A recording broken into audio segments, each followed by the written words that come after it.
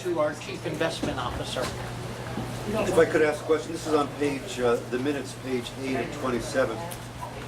I'm reading the 1, 2, 3, 4. I'm reading the fourth paragraph. We don't want other conversations going on. If you'd like to speak, you can step outside so we can conduct our business, please.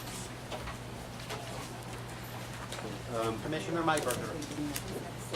This is on the 1, 2, 3, fourth paragraph stated, Commissioner Mayberger noted that Warren Buffett is opposed to investment in hedge funds. Mr. Coker noted that Mr. Buffett's advice to individual investors is very different from that of a long-term institutional investor such as a public pension plan. I'd like to ask the Chief Investment Officer, is that an accurate representation of the discussion? And do you believe that the advice that Warren Buffett gave to me was as an individual investor? Excuse me, that's just a question to it. If we are approving minutes, I believe the question should accurately reflect what was said, and if you don't believe it accurately reflects what you want, you can change it, the secretary will change it, we will look at it, but the minutes are not a question and answer in a discussion item. Sorry, Commissioner Mayberger. Well, let me just state my impression. I think that's a misrepresentation, and I will vote no on the minutes. Any other comments? Seeing none, all those in favor of adoption? Question. Misrepresentation of what? Misunderstand your statement. Misrepresentation of what I said during the discussion and of the letter that I wrote to Warren Buffett. I read that in full to the board, specifically stated that this was relative to the pension fund. I stated the assets. I stated the asset allocation. I stated that our Chief Investment Officer recommended that we sell bonds in favor of hedge funds. Okay. And Mr. Buffett said, I would, quote, I would not go with hedge funds, prefer index funds. I got it. So I believe that I stated very, very clearly that the advice was as an institutional investor, very, very specifically to this pension fund, not as it is stated here to individual investors. But wouldn't it be better just to change the minutes to accurately reflect what you said rather than voting no against them? I'm sorry to say it like that, but you know, we want the most accurate minutes we can get. And as a body, we should work towards the most clarity for the action we took at a previous meeting, so people can refer to it. So a down vote, I think, is contrary to what you said and contrary to accurately reflecting what took place. If that's the case, what I would prefer is maybe to publish the relevant part of that letter. It is a very specific quote about the San Francisco's pension fund, the asset allocation of the San Francisco pension fund, and of our Chief Investment Officer's specific recommendation to sell bonds in favor of hedge funds. It is not related to an individual investor opinion. It's very, very specific to the pension fund. So I would ask the maker of the motion and the maker of the second to approve all of the minutes other than that reflection, and staff could relook at it and bring it back at the next meeting. How does the first and second feel about that? Second? Second. Okay, great. Okay, discussion? Seeing none, all those in favor? So, I have to clarify what you said. So we're voting X that paragraph? Yes. So we're not voting on whatever Mr. Coker said. It's not his interpretation, but Mr. Coker's interpretation is of what he said. No. Okay, No. so we're just deleting this paragraph. Mr. Mayberger, hang on. I'm driving this. So specifically, it's page 8, fourth full paragraph, right? And so we're approving the minutes excluding that one paragraph, which we'll bring back to you with a revision for the board to approve To more accurately reflect.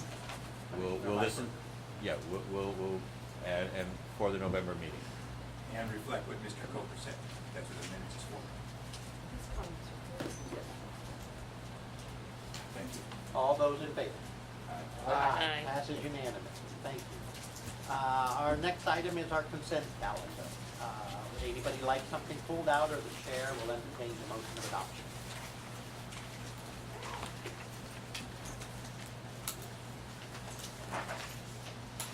No motion? Okay, second? I'll second. Any discussion? Seeing none, I will open it up for public comment on the consent calendar. Seeing none, all those in favor? Aye. Passes unanimously. Thank you. Item number 3, Mr. Secretary. Board member comments and reports, Commissioner Macris and Captain Jordan. Okay, the chair will accept them as submitted and open it up for public comment. being no public comment, I'll close public comment. We'll accept the reports as submitted in writing. Could you please call item number 4?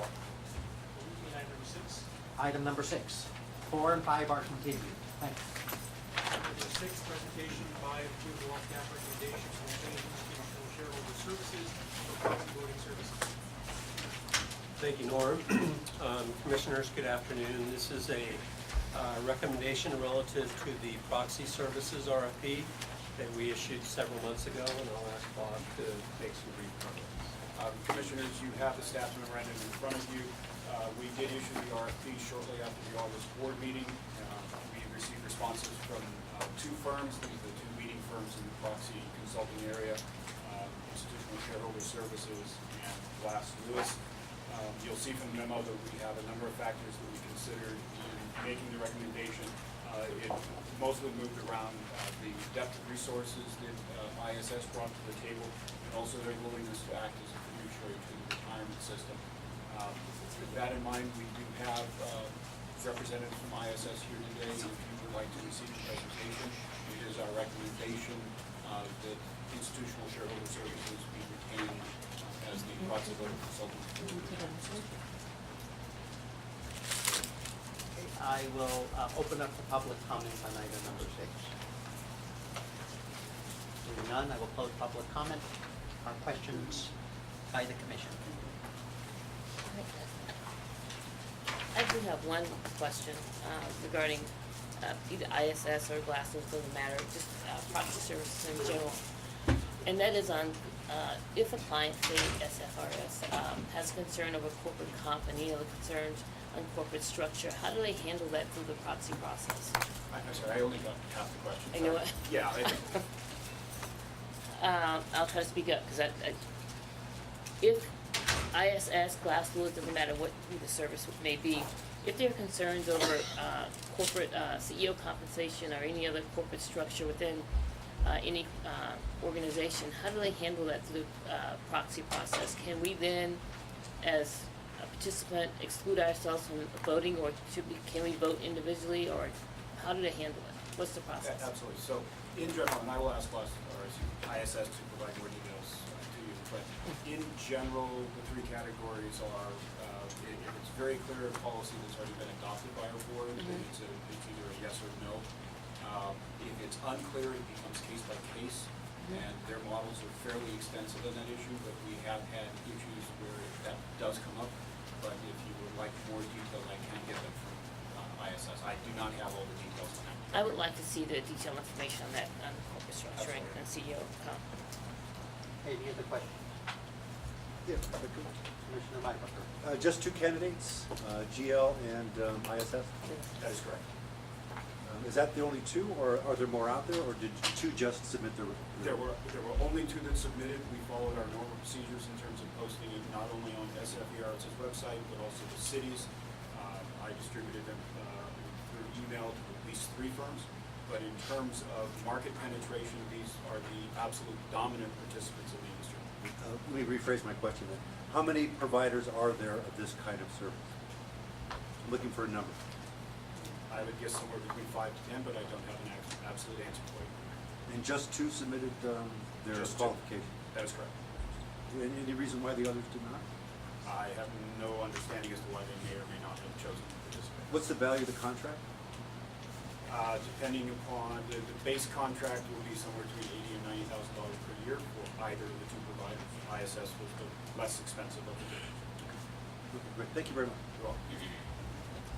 And if I may, Yes, go ahead. if I could just add to your comments, Please. in terms of proxy services in general, I would add to Bob's comments that ISS and Glassdoor are probably the 2 dominant, and they offer the services throughout the industry. If you look at the industry and the distribution, they're the 2 that they're recommending, the 2 that are here, and there's a huge drop off. Is that okay? Great. Yes. So in terms of the best in the class for the service, the 2 companies that are here are the 2. I have a couple of questions.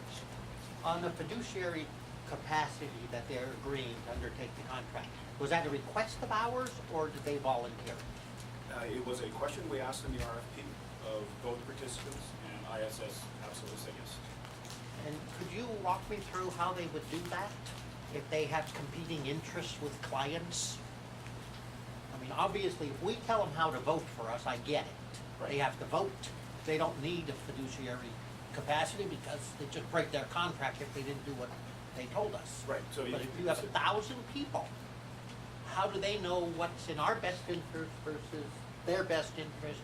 And I bet you they're not aligned all the time. So our policy has been developed over at least a decade with ISS. The vast majority of issues have been approved and voted on by the board in terms of either the yes or no's. When issues are not of that type, which is when you get into the case by case, there will be situations where it does come to the board for a decision. In terms of ISS's case, where they do have a organization, a subsidiary that does provide services to corporations on proxy issues, they have a blackout period. As soon as the annual proxy is issued, they may not provide consulting services to that particular corporation. As an example, IBM issues their proxy statement in February. It is not voted on until, let's say, May, which is not an unusual time frame. ISS's consulting services to IBM will be blacked out until that proxy is voted. So it is literally impossible for a conflict to occur at that level. The other possible conflict that we're referencing to is a conflict between our pension system and how we vote, and potentially how another system will vote. That's where you get into the very detailed policy that has been adopted by the board over the last 10 to 15 years. But that doesn't cover everything, right? I mean, we don't make every decision, or do we? In terms of the items, let's say routine business items, approval of auditor, that is a yes/no decision that has been adopted by the board. For non-routine items, where it may not be an issue that is specifically within our policy, I could see it coming before the board with analysis by ISS and ourselves. The one example I can think of over the last 4 to 5 years was Walmart, when they had issues with their president down in Mexico, and there was contention of fraud. We actually pulled that yes/no vote and had the board approve those particular board member elections. So any social conscious type of vote, a tobacco vote, a Sudan vote, those would all be cast by us. There would be no potential risk. If it is an issue that is not already set by policy, it would be brought to the board. So if it's completely outside the scope of the existing policy, a new issue has emerged that has not existed before. We have two options, which is have ISS come to us, make a presentation in terms of their recommendation on the issue, and the board would then adopt a new policy on that particular. And if you recall, it is normally board policy to have updates to our existing proxy voting policy discussed and recommended for adoption by the board each February. That has been our normal process. Great. Any other questions? But just to, Commissioner Bridget, I was please. gonna say, just to piggyback on that, but that's not done all in-house though, the social screening, isn't that a pass-through through a subsidiary firm?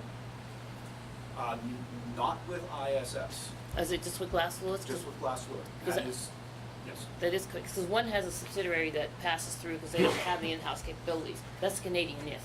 That is one of the issues that we considered in making the recommendation. Because that's very important, and going back to Commissioner Macker's point, because if they have to do a pass-through, that sometimes you miss that vote through the pass-through, that's why I'm Right. And I've seen it happen many times, particularly on the social issues. Yes. And then there's very short timelines from It's proxy. very, it's Yeah. exactly, and that's why you miss the voting process, because Right. of the short timeline. So you can't miss it if it's going to be a pass-through, if it's a subsidiary, and most of these companies have pass-throughs that are sub-companies that are not in-house, and that's a big contingent. Yeah, I should disclose that. My memory just jogged. I did a consulting contract for Glass Lewis about 2 years ago, not related to proxies, but related to something else. So I just jogged my memory. I think I should disclose that and ask counsel's advice. If, and again, I apologize for not discussing this with you sooner.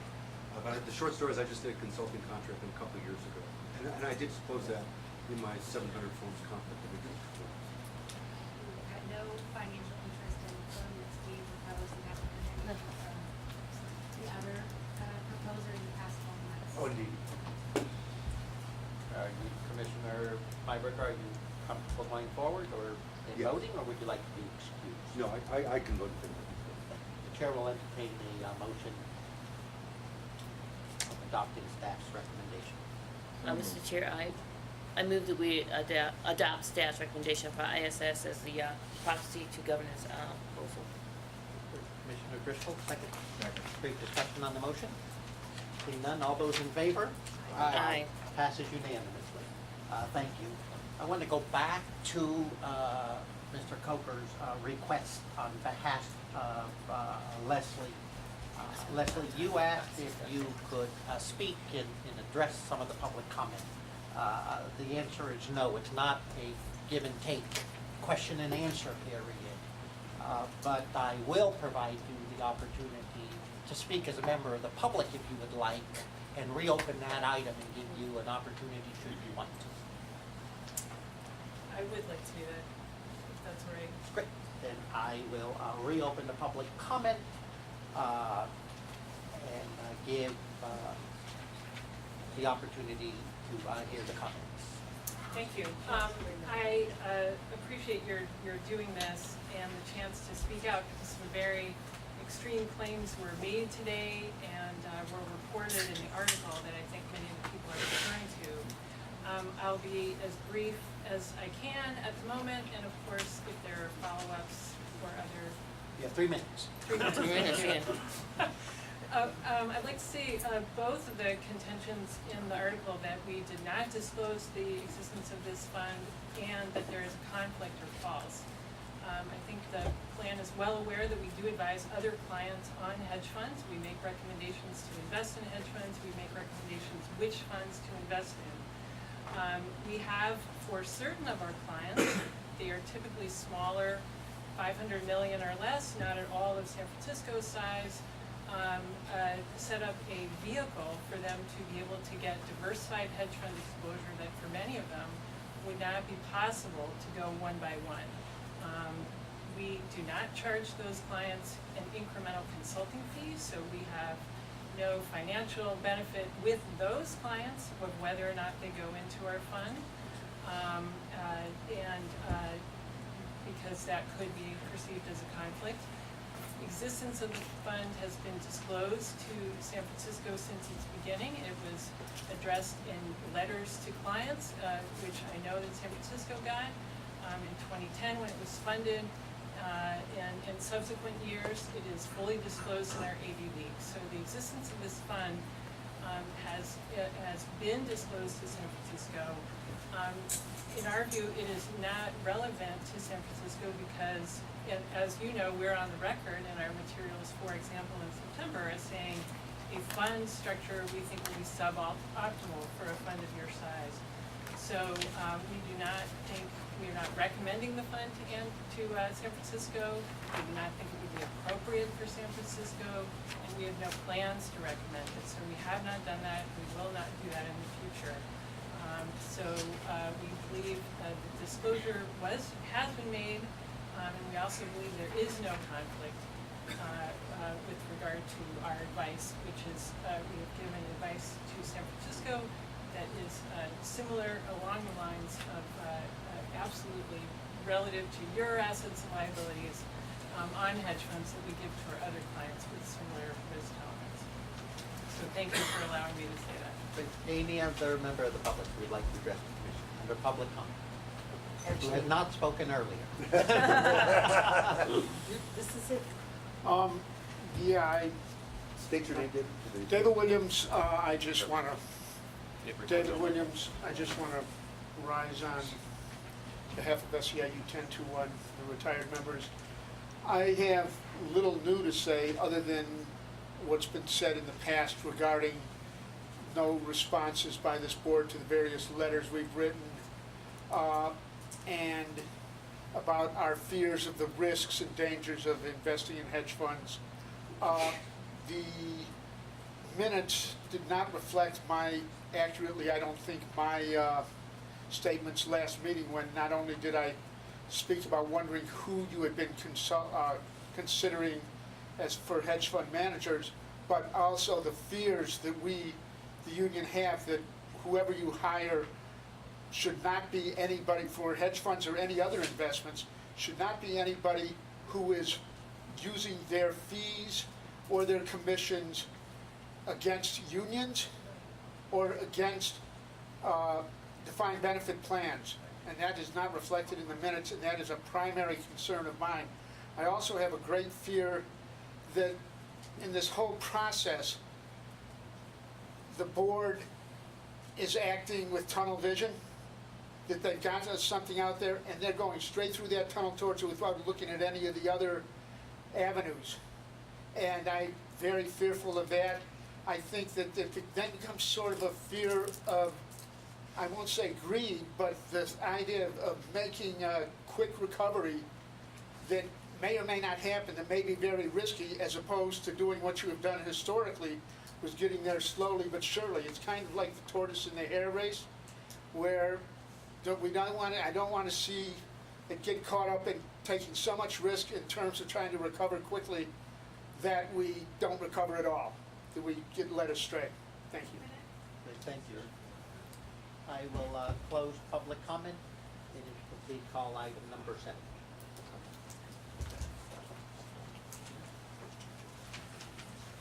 Number 7, action item approval to issue an RFP for general government consulting services. Thank you, Norm, and commissioners. For this item, Angelus will leave the room so we can have a discussion about this item. We have retained Angelus for the better part now, I think, of 2 decades as our investment consultant. The contract renewal, the latest renewal, expires here at the end of the year in just a few months. I will point out a couple things here real quick, and that is on page 8, you'll note that the timeline is that we will go past December 31 to complete this, so we'll have another renewal of a quarter, approximately a quarter with Angelus. And another step that's included in here, which I don't think has been done in the past, is on-site due diligence for whoever the finalists are. And on the previous page, on page 7, is a selection criteria that we tried to present in a cogent format. With that, I'll turn it over to the board. Great. I will open up for public comment on item number 7. I actually would recommend, given the new information that you have with regard to this, despite the comments, the defending comments from Angeles, that this item either needs to be put over or a different decision needs to be made, because I think that there's an issue of whether or not the integrity is there for this organization to be a vendor for your business. Thank you. Any other speakers? Seeing none, I'll just Margaret. reiterate my comment from the previous comment, which is that this RFP needs to, in our view, this RFP should specify that, criteria or points, however you want to say it, will go towards consultants who do not have their own investment management, discretionary investment Great. practice. Thank you. Anybody else? I second Claire. We don't trust these people. Simple as that. Too little, too late. And your name for the record, sir? I'm George Miamis. Thank you, George. Any other member of the public who would like to address the commission on this item? Seeing none, I will close public comment, open it up for questions of the commission.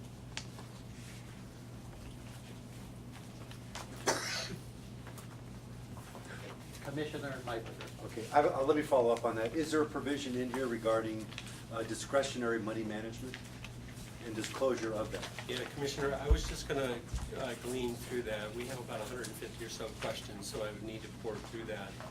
Page A6 is where we specify conflicts of interest, so I would need to read this here real quickly.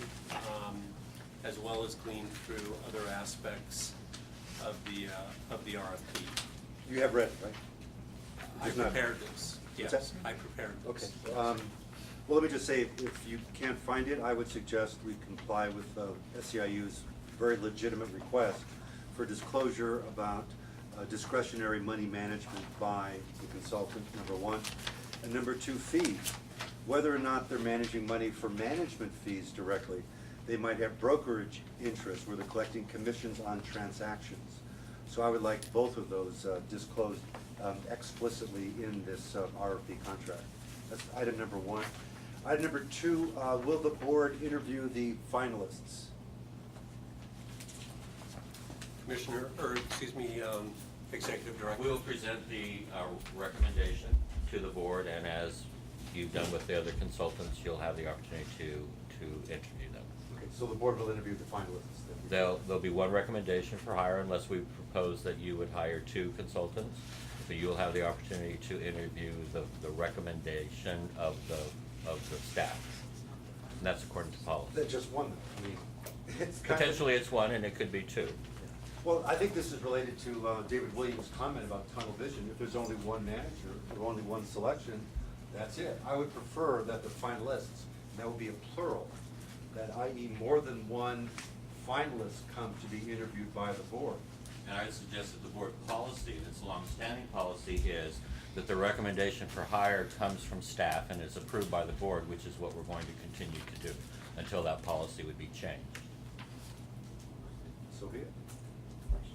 Just a couple questions on there. Commissioner Driscoll? This issue about discretionary and managing money, I think we should clarify that issue, because I think, irregardless of their intention, the two issues are getting confused in one sentence. Being a discretionary consultant is not the same as managing money. I do believe we have had other consultants who have discretionary relationships with their clients for a bunch of reasons. It's because many investors cannot afford investment staff. They want consultants, and they give them the discretion, and they pay for that as well. So discretionary management is different than managing money, which I think is what this whole allegation or accusation about what Angeles was doing. So let's clarify that, especially if we're gonna make it some sort of criteria for hiring somebody. Well, through the chair, what suggestion would you make? I don't want to question that. Each person has their turn Okay. to roll.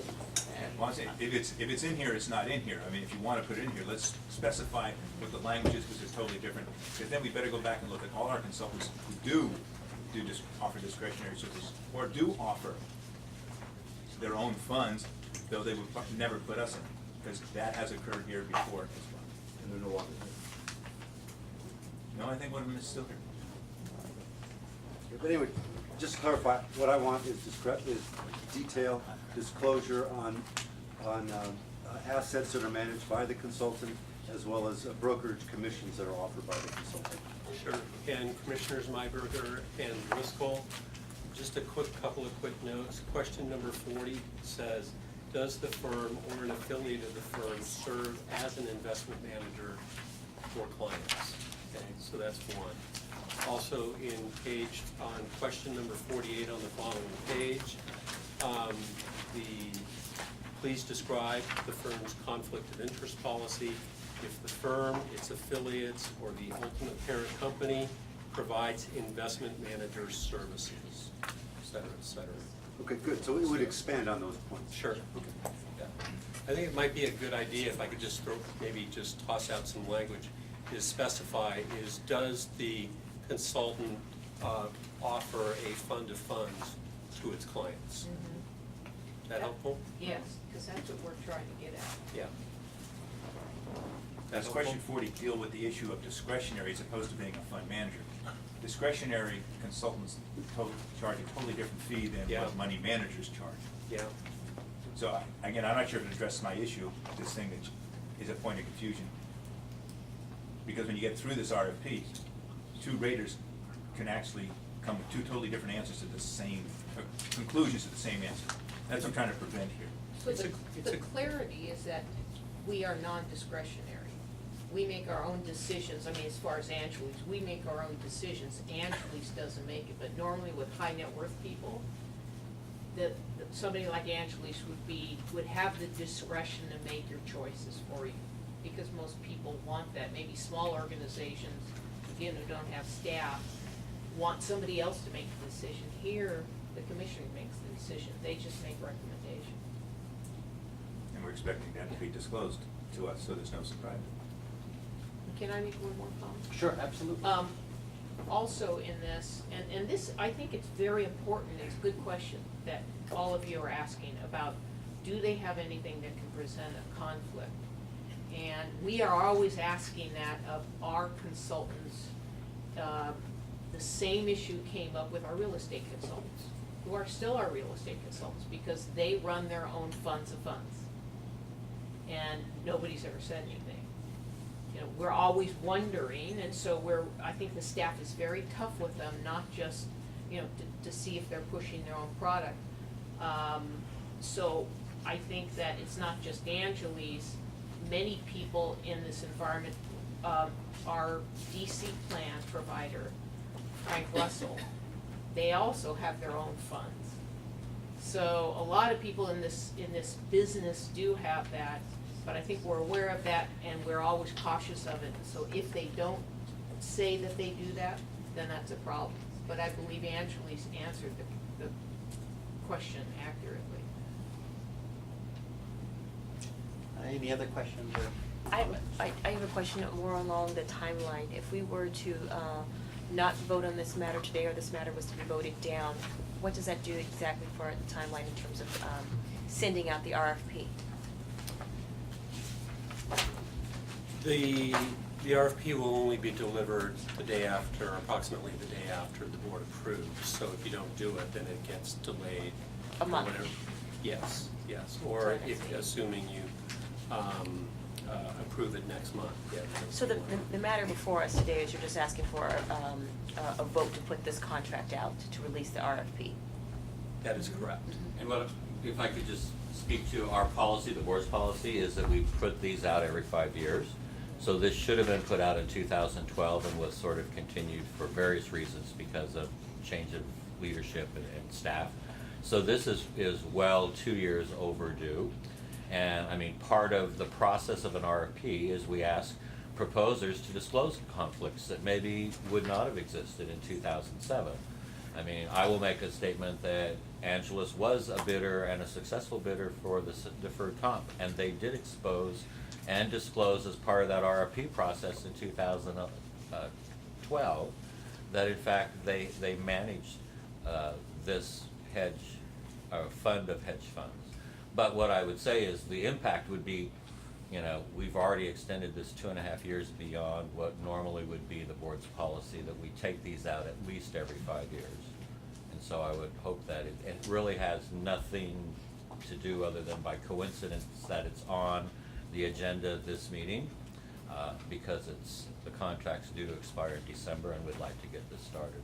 So when we send out this RFP out into the public, is there a general perception that San Francisco favors certain X number of companies, or will there be a competitive bid? Sometimes people won't apply to an RFP because they believe it's a slam dunk deal for a company that's already had the contract.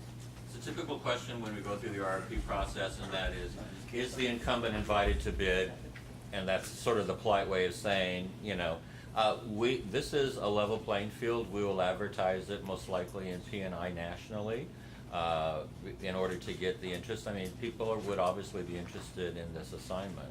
So the last time this, when this RFP was put out to bid, how many responses, you may or may not know the answer, but I'm just curious to know how many responses were there for this work?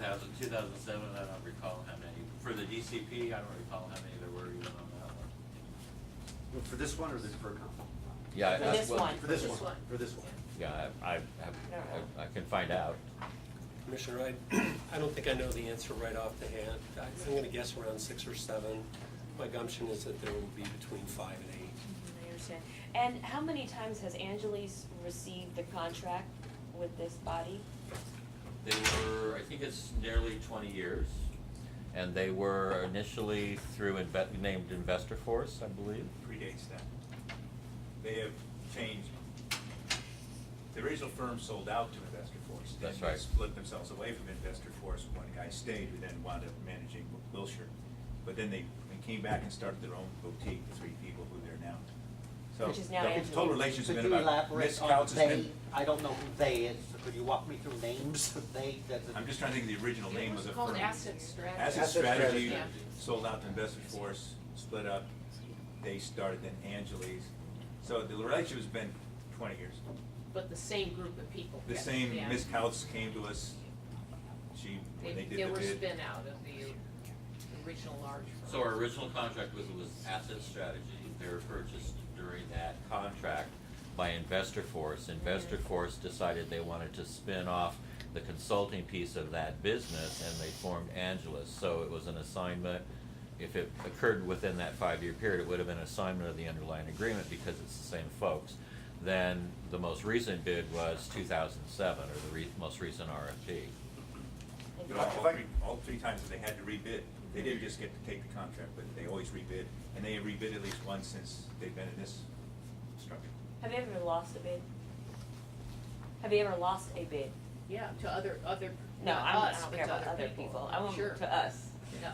They've Yeah. grown and changed, added other services. I prefer the questions Excuse me. going to our executive director rather than commissioners answering questions. I believe that they have repeatedly responded to RFPs in the 20 years, and they have been selected through that process each time that they have responded. Thank you, thank you.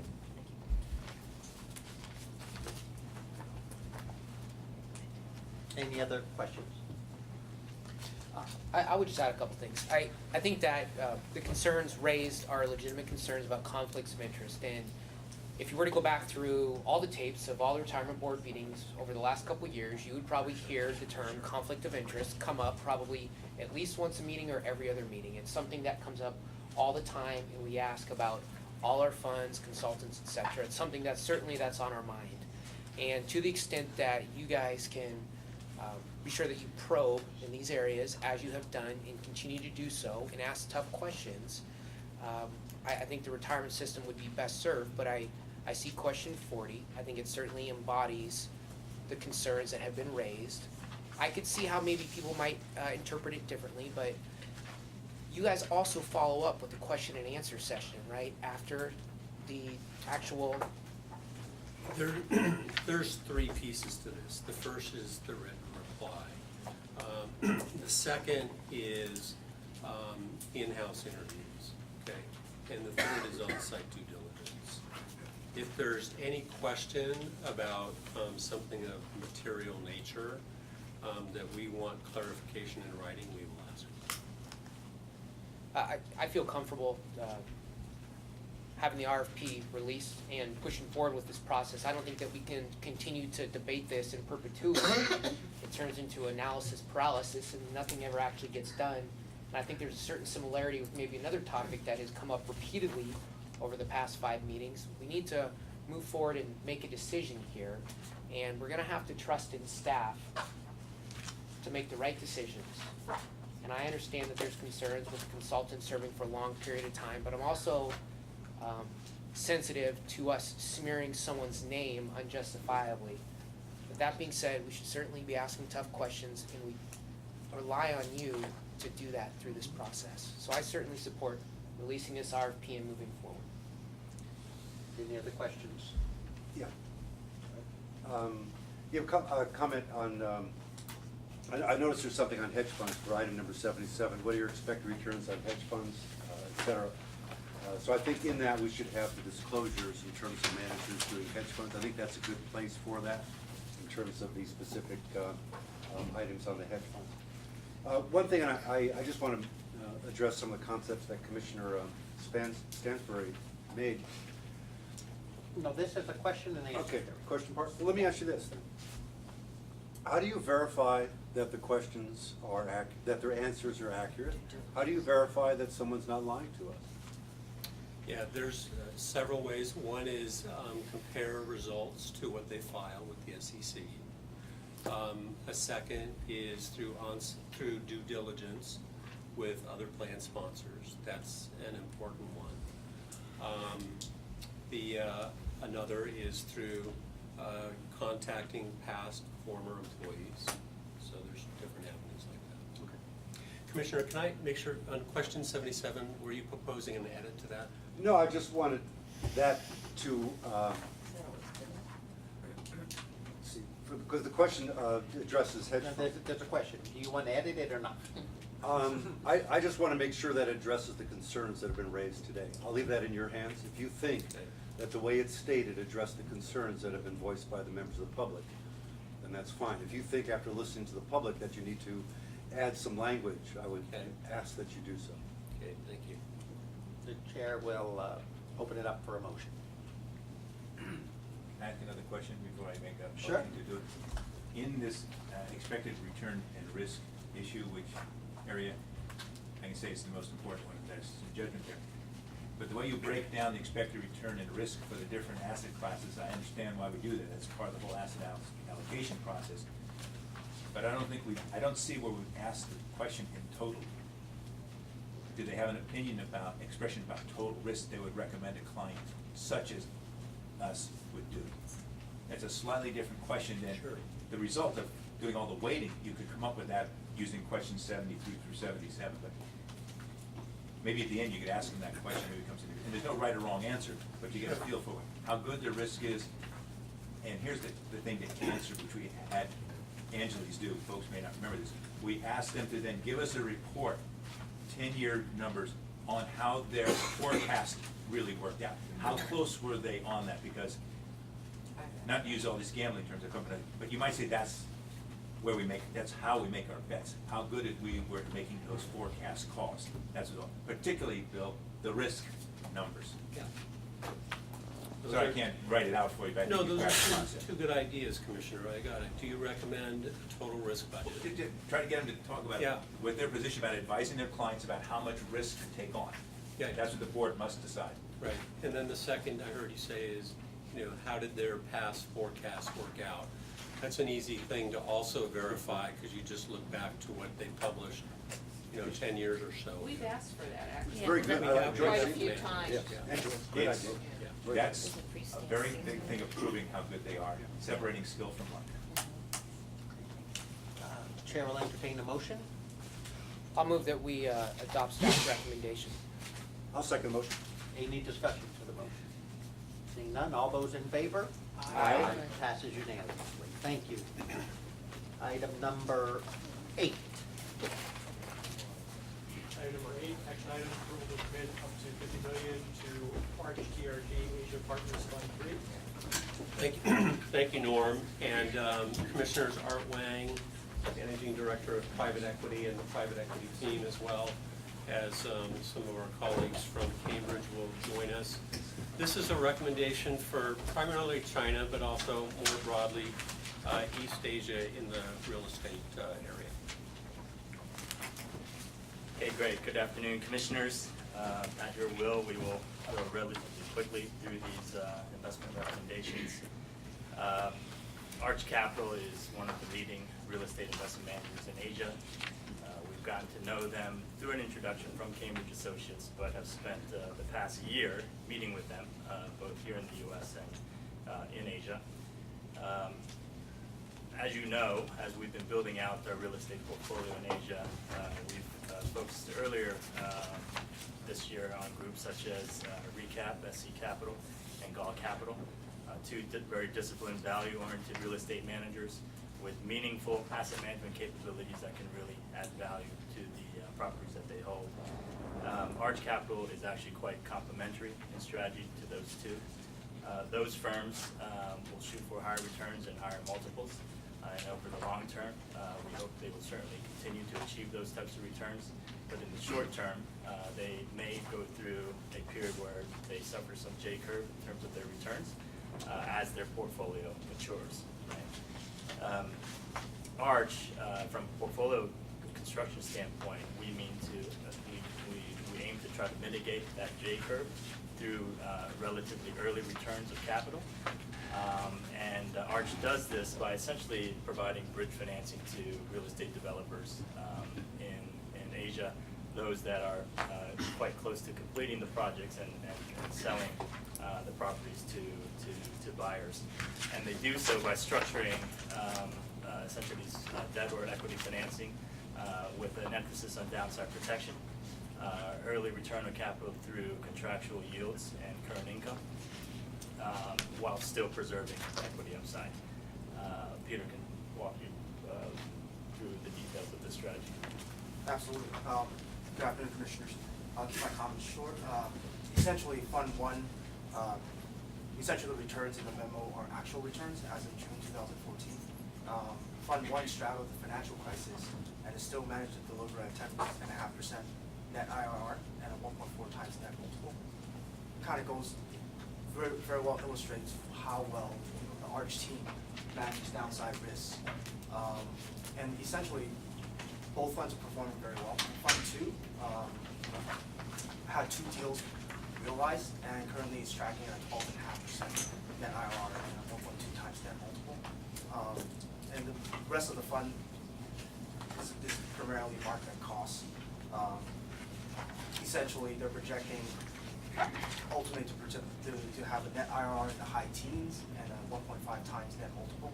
And we think they will beat those numbers based off of how well they did in Fund 1. I'm going to pass it over to Cambridge for any kind of additional comments. Thank you for inviting me here today. I think that Art and Peter touched on many of the salient points. Arch is a very experienced and stable team with a long shared operating history. The market opportunity is present today because the banks and trust companies in China have pulled back their financing. That's creating a gap or a need for the developers and an ability for Arch to generate an equity-like return by providing this bridge type of financing. The returns are very strong risk-adjusted returns. They target a high teen gross IRR. They tend to be higher in the capital structure, high yield debts or preferred equity. They have a priority call on project cash flows. So when the projects themselves generate cash, they get paid out before the developer gets paid out. There's a low duration on the capital invested. There is low leverage embedded in the strategy. Arch is the one providing the leverage to the deal. Arch themselves tend not to use very much leverage. For example, in Fund 2, they had an LTV of 10%. And there's very good alignment of interest with this fund. So the GP is committing 2% of the capital, but they've also kept their fund sizes very small. They could have grown larger than they have. In addition, unlike some of their peers in the marketplace, they have moved to a fund carry structure instead of a deal-by-deal carried interest structure. So what that means is you have to get all of your capital back plus the preferred return before Arch starts earning any of that carried interest. This is a 10% preferred return. 10%, correct. Big number. Yes. Yeah. Anything else? Okay, we will open up for public comment on item number 8. Did I lose my opportunity to ask a question? Nope. Oh, okay. I'm just opening up to the public first and then to the commission. Could you please explain, I'm looking at the management fees, but I'm also looking at, if I understand you're proposing anywhere between 10 to a cap of 50 million as an investment, and then I see that target size 500 or 650 million. Can you just clarify what you mean by target size? Because I want to be clear that that's not where the 50 million is. We're not looking to invest up to 650 million from us. That's their target? Total fund. Okay, so I'm understanding. They're looking to get sufficient investors to reach that target, and we're up to 50 million of that. Is that correct? This is not a question and answer period. This Okay. is a comment Well, period. just a clarification. Sorry. Thank you, all right. Can't go down that road. If someone would clarify that, I would appreciate it, thank you. Any other public comments? Seeing none, I will Try. close public comments. How do you know, And if you can identify yourself, please. George Sorry Williams, to keep retired asking. social worker, how do you know that these companies are not dealing with those big mammoth elephants in China that are building gigantic buildings that are there, empty cities, nobody's buying and everything else. And also the question is, could there be the same kind of investment made for situation in the United States? Thank you. Great, thank you. Any other speakers? Seeing none, I'll close public comment. Commissioner Stansberry. I had a couple questions. A year ago, one of the things, recurring themes that we were seeing in the news was the presence of the ghost towns in China. If you can provide us an update on what's happening in the market there, if there's been any change. Sure. Yeah, we talked about this about 18 months ago, I recall. Those types of projects and situations are the exception rather than the rule, right? China is undergoing a massive urbanization trend that is going to move the population the size of the U.S. From the rural areas to the cities every 10 years, right? And so there is a tremendous pent-up demand for living space, both from new entrants to these cities as well as upgrade demand from existing tenants who are looking for a better and larger place to live. Are there cities that are exceptions to that rules? Yes, and I think the media outlets last year focused on one particular one in northern part of China that got wealthy based on their oil reserves and decided to spend all those proceeds on building a city on the belief that if you build the city, people will come. But there's nothing else there other than the oil, right? It's very cold in the winter and there's really nothing else to attract people from visiting. And so that particular municipal government did get ahead of themselves. But if you go and just visit the gateway cities, even the second tier cities in China, there's probably 20, 30, 40, 50 that are experiencing tremendous secular demand in all kinds of real estate, but Arch in particular focuses on residential real estate. And again, they focus on developers that have successful projects looking for additional financing because they can't get it from the banks to complete their projects. And so these are already well underway projects. Sometimes it's a little earlier if they partner with developers that they really trust. Structure these types of investments with a lot of downside, a lot of protections in terms of rights to cash flows and other protections to make sure that their investment, their financing is protected. And so we feel pretty good that this is a strategy that on the downside, we don't like to guarantee anything, but on the downside, we should be looking at low double-digit types of returns, which the first two funds are delivering in actuality, not projected. They're actually delivering low teens net returns right now with an upside potential of mid to high teens. So when ghost towns were dominating the news, would you characterize the investor sentiment at that time as maybe reserved, or were they holding back on capital inflows, or were people still investing regularly? I think there is a substantial demand from potential tenants. There's also substantial investment demand in these types of projects. It's actually the central government that is putting the reins in on such investments and trying to prevent a bubble from occurring, right? And so the government has imposed certain restrictions on speculative type of investments, trying to limit people on the number of properties they can own, trying to raise the amount of down payments they have to put down in order to purchase these properties, as well as mortgage financing that is essentially non-existent compared to what we saw here in the U.S. just a few years ago, right? And so the demand is being artificially suppressed by the government, and I think that doesn't define a bubble at all, right? It's usually when you have artificial demand created by a credit, excess credit or something that occurred here in the U.S. that generates that kind of bubble. So no, I would say the dynamics are very different in China. We are not investing in all of these available projects. We are committing capital to a very experienced, disciplined manager that will assess anywhere from 50 to 100 different projects and then commit capital and structure the deal properly on the very best 10. And we feel very comfortable with this opportunity. And just one last question, the fund size. for you, would you characterize this as sort of mid-range or in the high end of fund size for real estate in China, or how would you characterize it? This is not just a China fund, it's a Asia Asia fund, mandate, thank you. right? And so the target size that the manager is targeting, 500 million with a cap of 650, I think is right size for that opportunity set.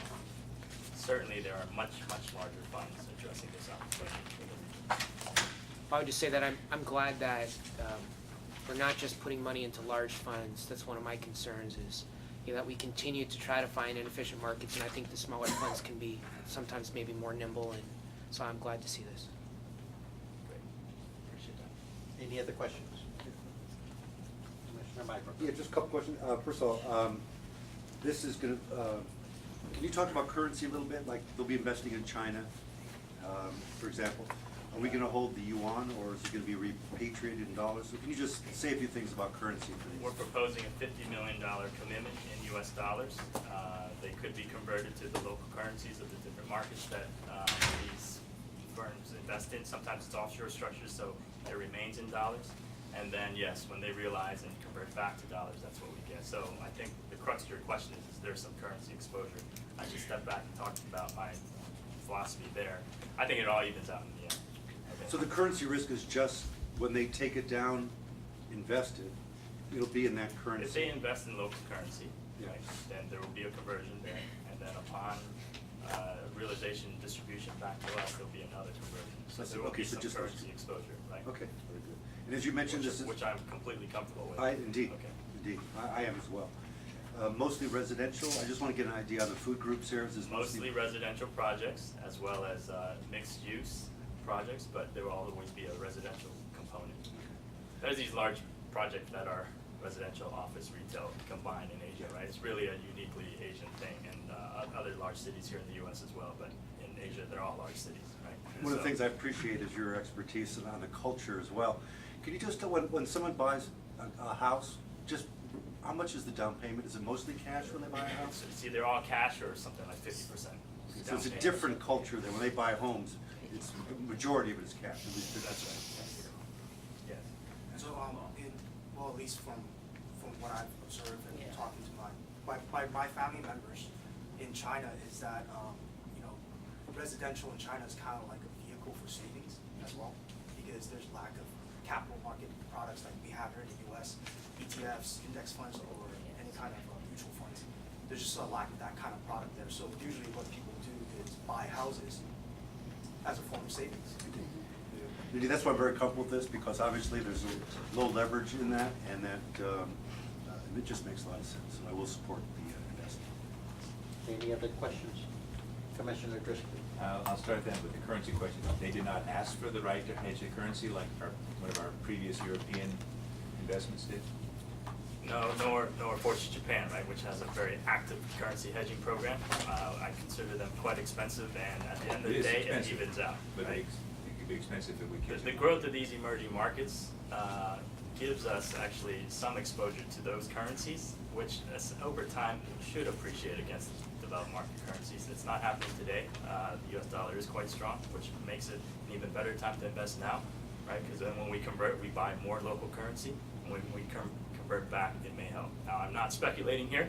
I'm just saying at the end of the day, these things tend to even out in a global portfolio, which is what we're trying to construct.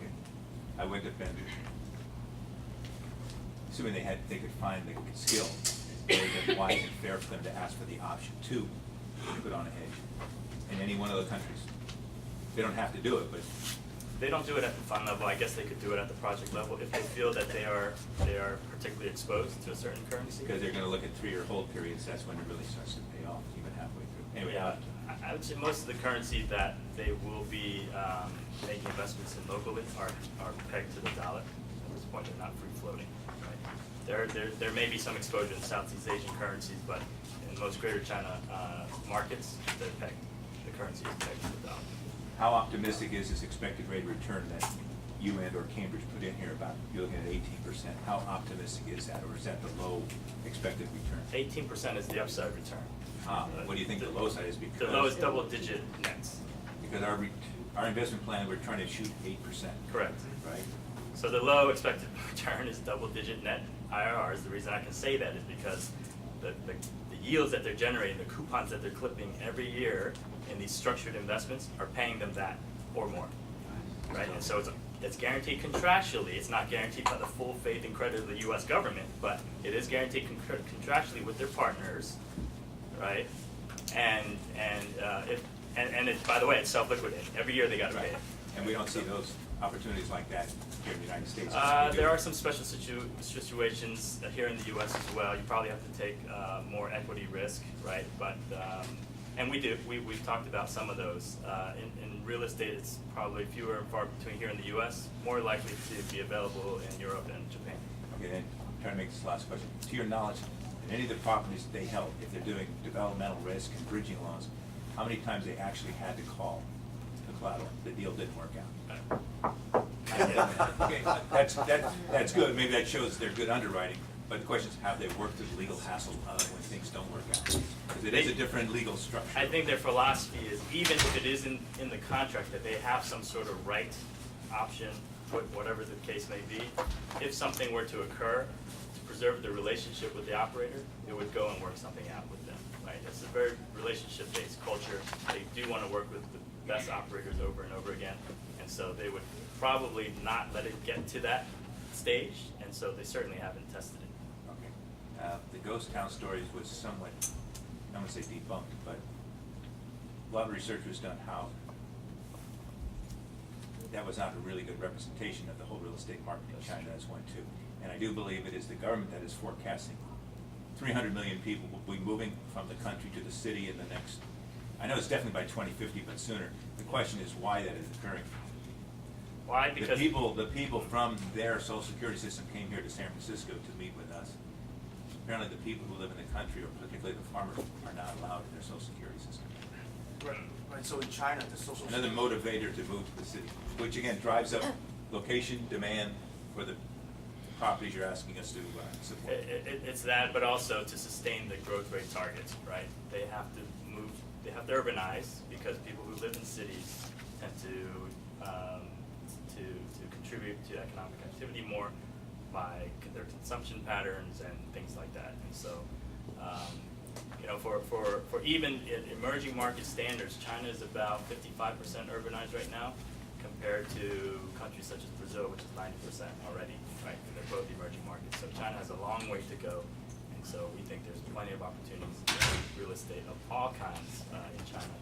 And this is a prudent investment opportunity for the plan. Thanks for all your answers, Art. Any other questions? Seeing none, Chair will entertain motion of adoption. I move that we adopt staff's recommendation and invest up to $500 million in art capital. No, 50. Soft cap is 500, hard cap is There's your- 650. there's your check, Art. 50 of the There's your 500 check. total. Is that right? For the approximate. Yes. But invest up to 50 million in investment. Sorry, I gotta wear my glasses more. Is there a second? Second. Okay, any discussion on the 50. motion? Seeing none, all those in favor? Aye. Aye. Passes unanimously. Would you please call item number 9?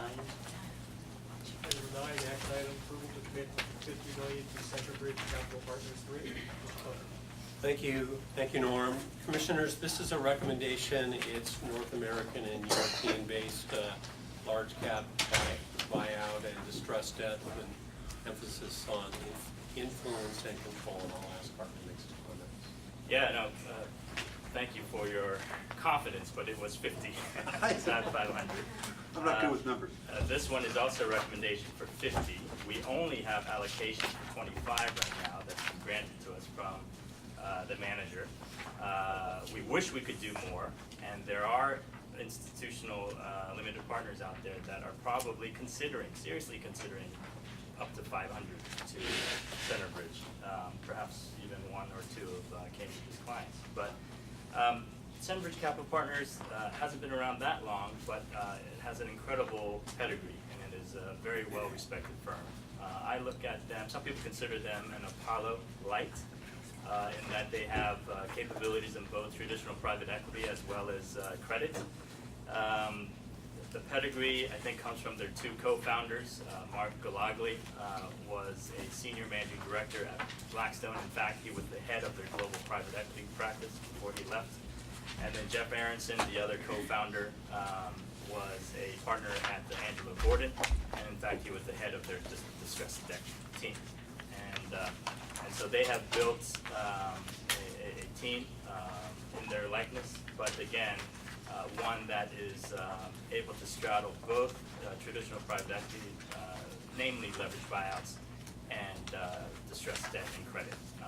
And in this case, they pursue a strategy called distress for control, in which they build a distressed position in a company with the ultimate objective of obtaining a piece of the equity or even control of the company. And so we like the flexibility of this investment strategy. It's some people think the two different strategies are counter-cyclical. I don't think so. I think sometimes when there is some sort of economic downturn, that's both the time to make attractive private equity investments and distressed debt investments. You can just do the distressed debt investments much faster because you can buy the marketable securities as opposed to trying to create a private equity deal. So Fund 1 has proven the success of this strategy. It's a very successful fund with very impressive returns, particularly considering it was an 06 vintage fund. Fund 2 is lagging a little bit in terms of returns, still okay, 10% net IRRs, but really it's still too early to judge. The portfolio weighted average age is only 1.2 years, so way too early to make an ultimate conclusion on this one. Just want to pass it to you. Great, thank you, Art. We've known Centerbridge since their inception in 2006, and we've clients in all of their funds, and we followed both founders at their prior firms as well, so Mark Galagli at Blackstone and Jeff Aronson at Angelo Gordon. These two were stars at their prior firms, and both topped out at the third highest ranking position in each of those. And they decided, and they had invested in co-investment deals prior to forming Centerbridge, and they decided that they wanted to come out and build something special, build something different by combining both of their areas of expertise. So they do have this flexible strategy of investing in both traditional private equity and also distress for control investments. And they're able to allocate capital across those strategies to where they can enter or where they find opportunities most attractive. And our references have found through our checks that it actually is a benefit in terms of deal sourcing to have that open avenue and being able to pursue both the debt and the equity side and enter at either point. These two, their star power has been able to attract a world-class team, and they provide strong leadership and guidance. They're also good allocators of capital, very disciplined in terms of their investment pace and figuring out when it is attractive to invest. And I would just point to when they raised their first fund in 2006, the market was fairly frothy in terms of valuations, and they had the patience to basically stay out of the market for approximately 18 months, and then they pounced when the global financial crisis hit. Very collaborative culture that we've observed, so they've had low turnover. No corner offices in this firm. All offices are the same size, and they seek input from all members. And they also have a strong focus on downside protection, which has led to a practically minimal loss ratio. So we have high conviction in this group. It's oversubscribed, but I think based on Art's prior relationship with them, that has helped with access to the fund. That concludes your report? Yes. Wonderful. I will open up for public comment on item number 9. Marguerite Young, SCIU Capital Stewardship. It would be helpful to understand whether there are any controversies within portfolio companies that Centerbridge currently owns. Have there been layoffs? Do Centerbridge's VPs participate in any efforts that undermine defined benefit plans or retirement schemes? Any other public comment? Seeing none, I will close public comment and open up for questions by the commission. Seeing none, the chair will entertain the motion of adoption for staff's recommendation. I move we adopt the staff's recommendation and invest up to that's $50 million in Centerbridge Capital number 3. Is there a second to that? I second. Discussion to the motion? Seeing none, all those in favor? Aye. Passes unanimously. Thank you very much. Please call item number 10. Okay, Commissioners, Norm? Number 10, action item, approval of agreement for $40 million to Advent Latin America Private Equity Fund 6. Thank you, Norm. Commissioners, this is a recommendation to invest in Advent Latin America, a firm that has offices in Brazil, Mexico, and Colombia, a little bit differentiated investment from many of the others that we've seen. The Brazil stock market is actually not anywhere, it's relatively undeveloped. Most companies in Brazil are privately held. That's also true throughout Latin America. So there's a disproportionate percentage of opportunities in the private markets as opposed to the public markets in Latin America. I'll ask Art to make some comments. I think that's right. I think the Brazil Stock Exchange only has 600 stocks, right? And there's probably 6,000 mid-sized and large-sized private companies, mainly owned by a lot of the wealthy families in the region. But the region itself comprises about 600 million people across 21 countries. The aggregate GDP is about $4 trillion. And so it's underrepresented from an economic impact standpoint compared to the global economy. We spent a lot more time in Asia as far as emerging markets goes over the last year and a half. But we certainly understand and recognize that Latin America is too large, too important, too attractive to ignore. And so we've been, over the last year, meeting with managers and considering opportunities. This one, I think, is a great place to start. And Tanya will tell you why. We can circle back to some of the macro issues if you'd like, but I can spend an hour talking about Latin American macro. Thank you. So we recommend an investment of up to $40 million to Advent Latin American Private Equity Fund 6.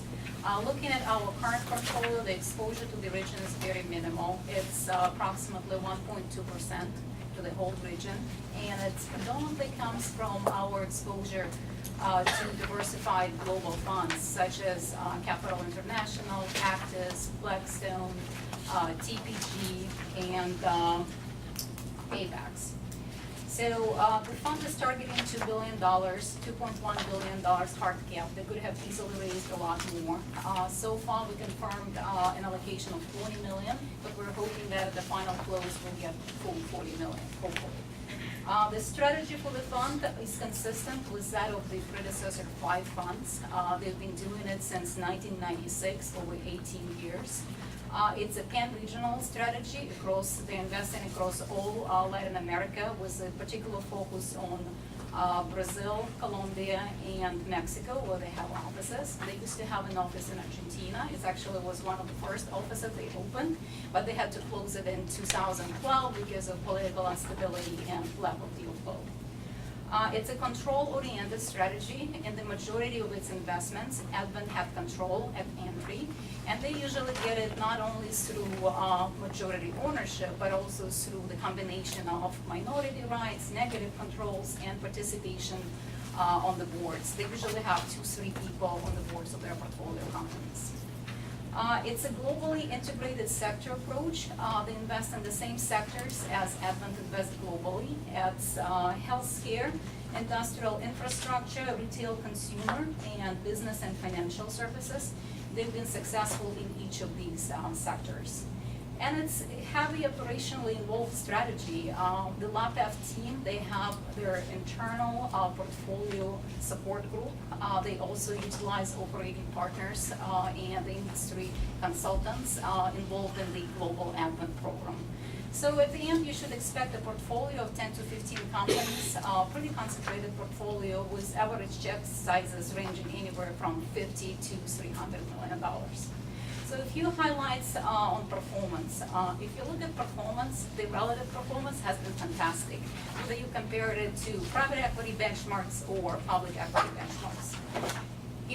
all the funds, with the exception of the latest one, which is still developing, have been in the first or second quartile according to multiple metrics we typically look at. If you look at the absolute performance, while very, very consistent, none of the funds has reached above 2x net to limited partners. And when you ask investors in emerging markets, what would you expect, they typically expect a lot more than 2x net. So we spend a lot of time trying to understand what's actually driving this performance. And our conclusion is that it's a very different risk profile for this investment. So here is why. Number one, Advent does not use a lot of leverage. So the majority of their investments have no leverage at all. If you look at the overall portfolio, since inception, the average entry debt multiple is below 1x. If you look at investments in the US or Europe, it's easily 3 or 4 times more than that. Number two, it's laser focused on downside protection, capital preservation. So their capital loss rates in the region are below 9%, and it's over 18 years of investing in the region. We're very impressed with that.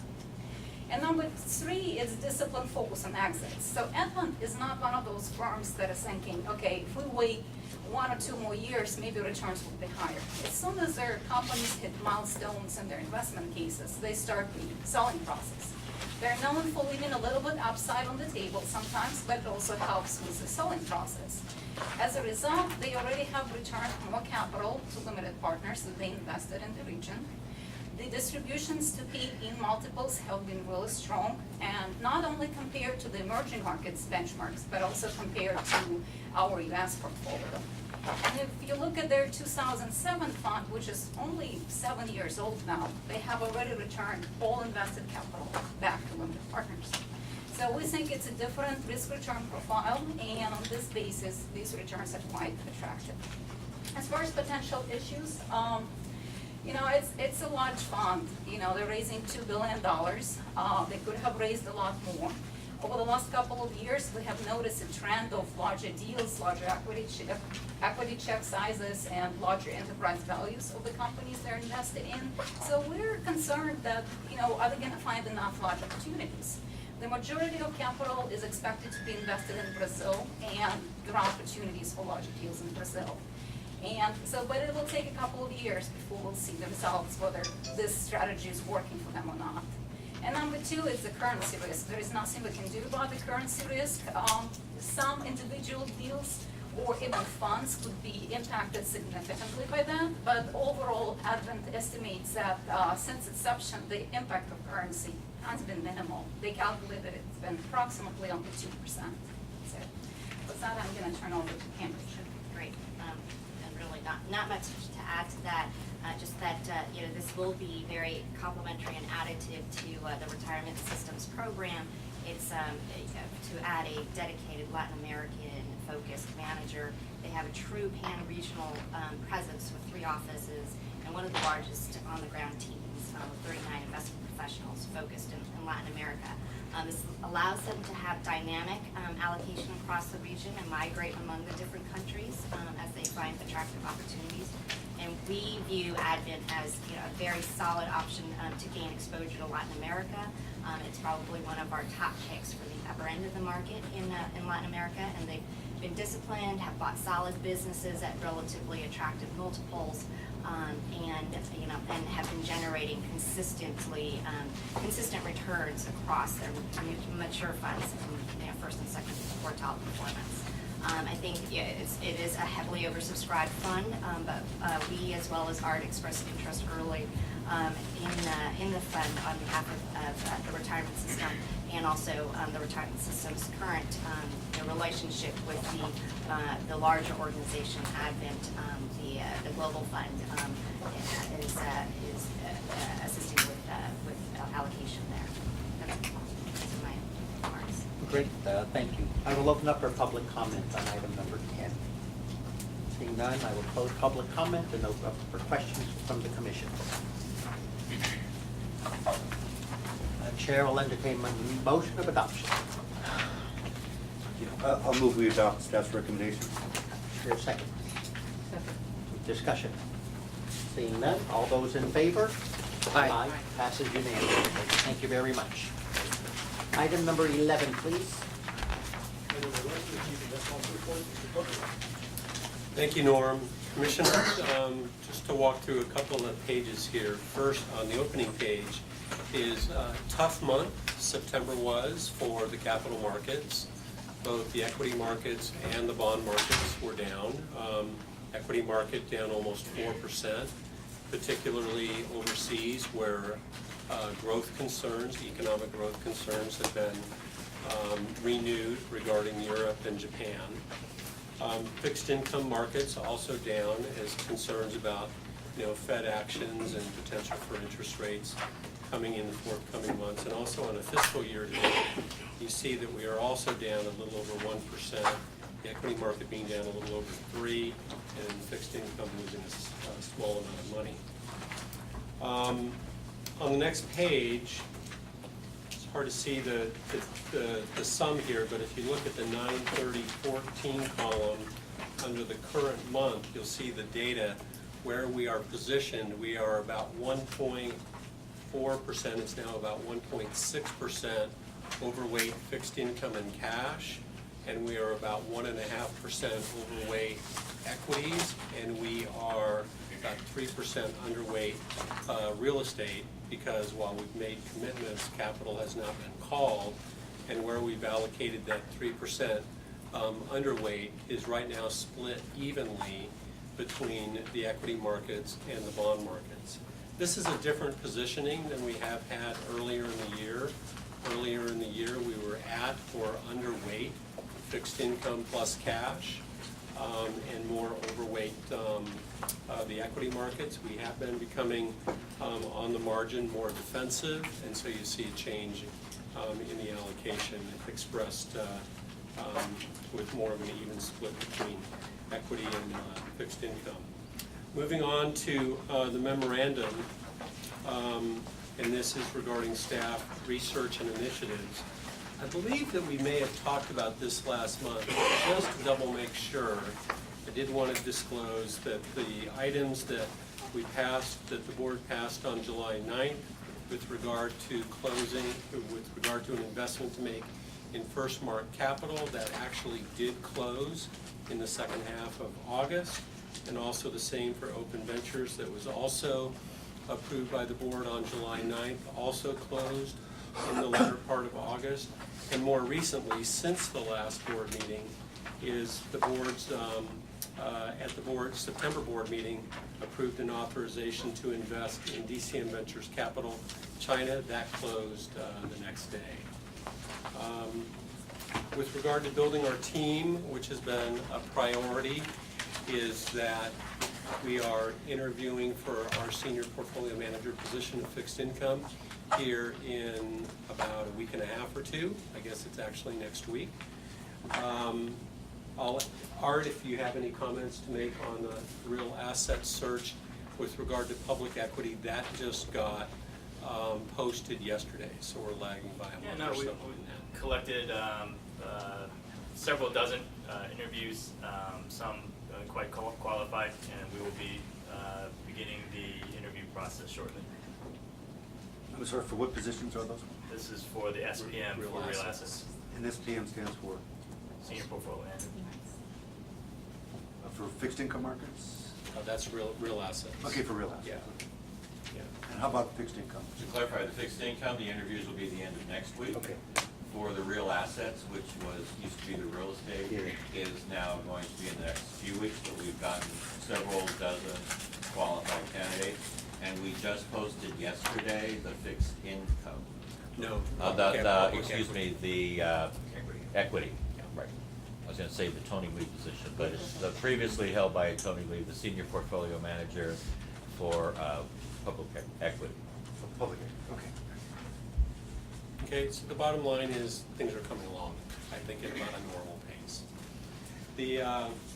As far as a PIMCO update, and I might ask Leslie and Bob to, or Eunice perhaps, to be ready to comment here, is an important development. Obviously, I don't recall in my career a larger departure at a firm Bill Gross, the founder and chief executive officer of PIMCO, which is a $2 trillion primarily fixed income manager, announced suddenly his departure and went to Janus Capital.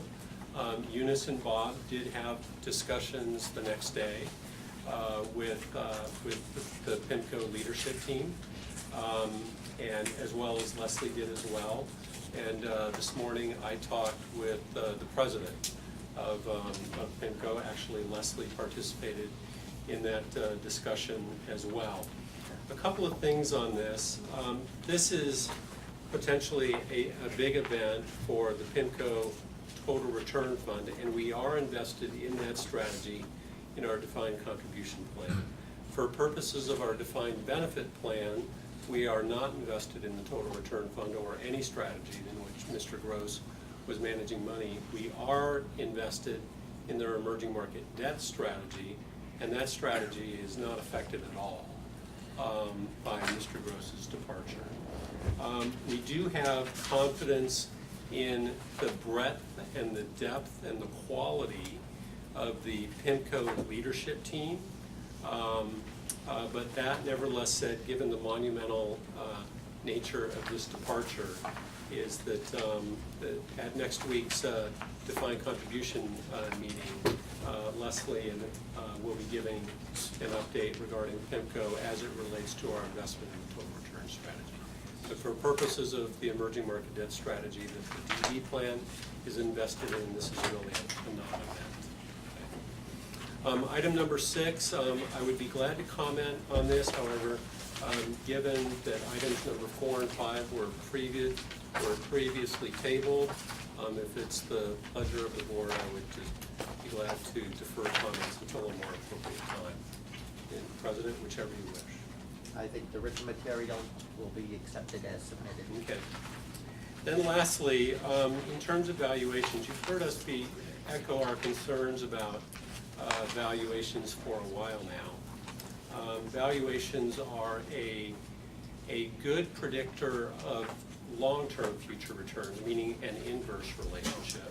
They're not necessarily a good predictor of short-term returns, meaning stock markets can continue to go up and valuations can continue to go up until it reaches a place where it's become of such a worry.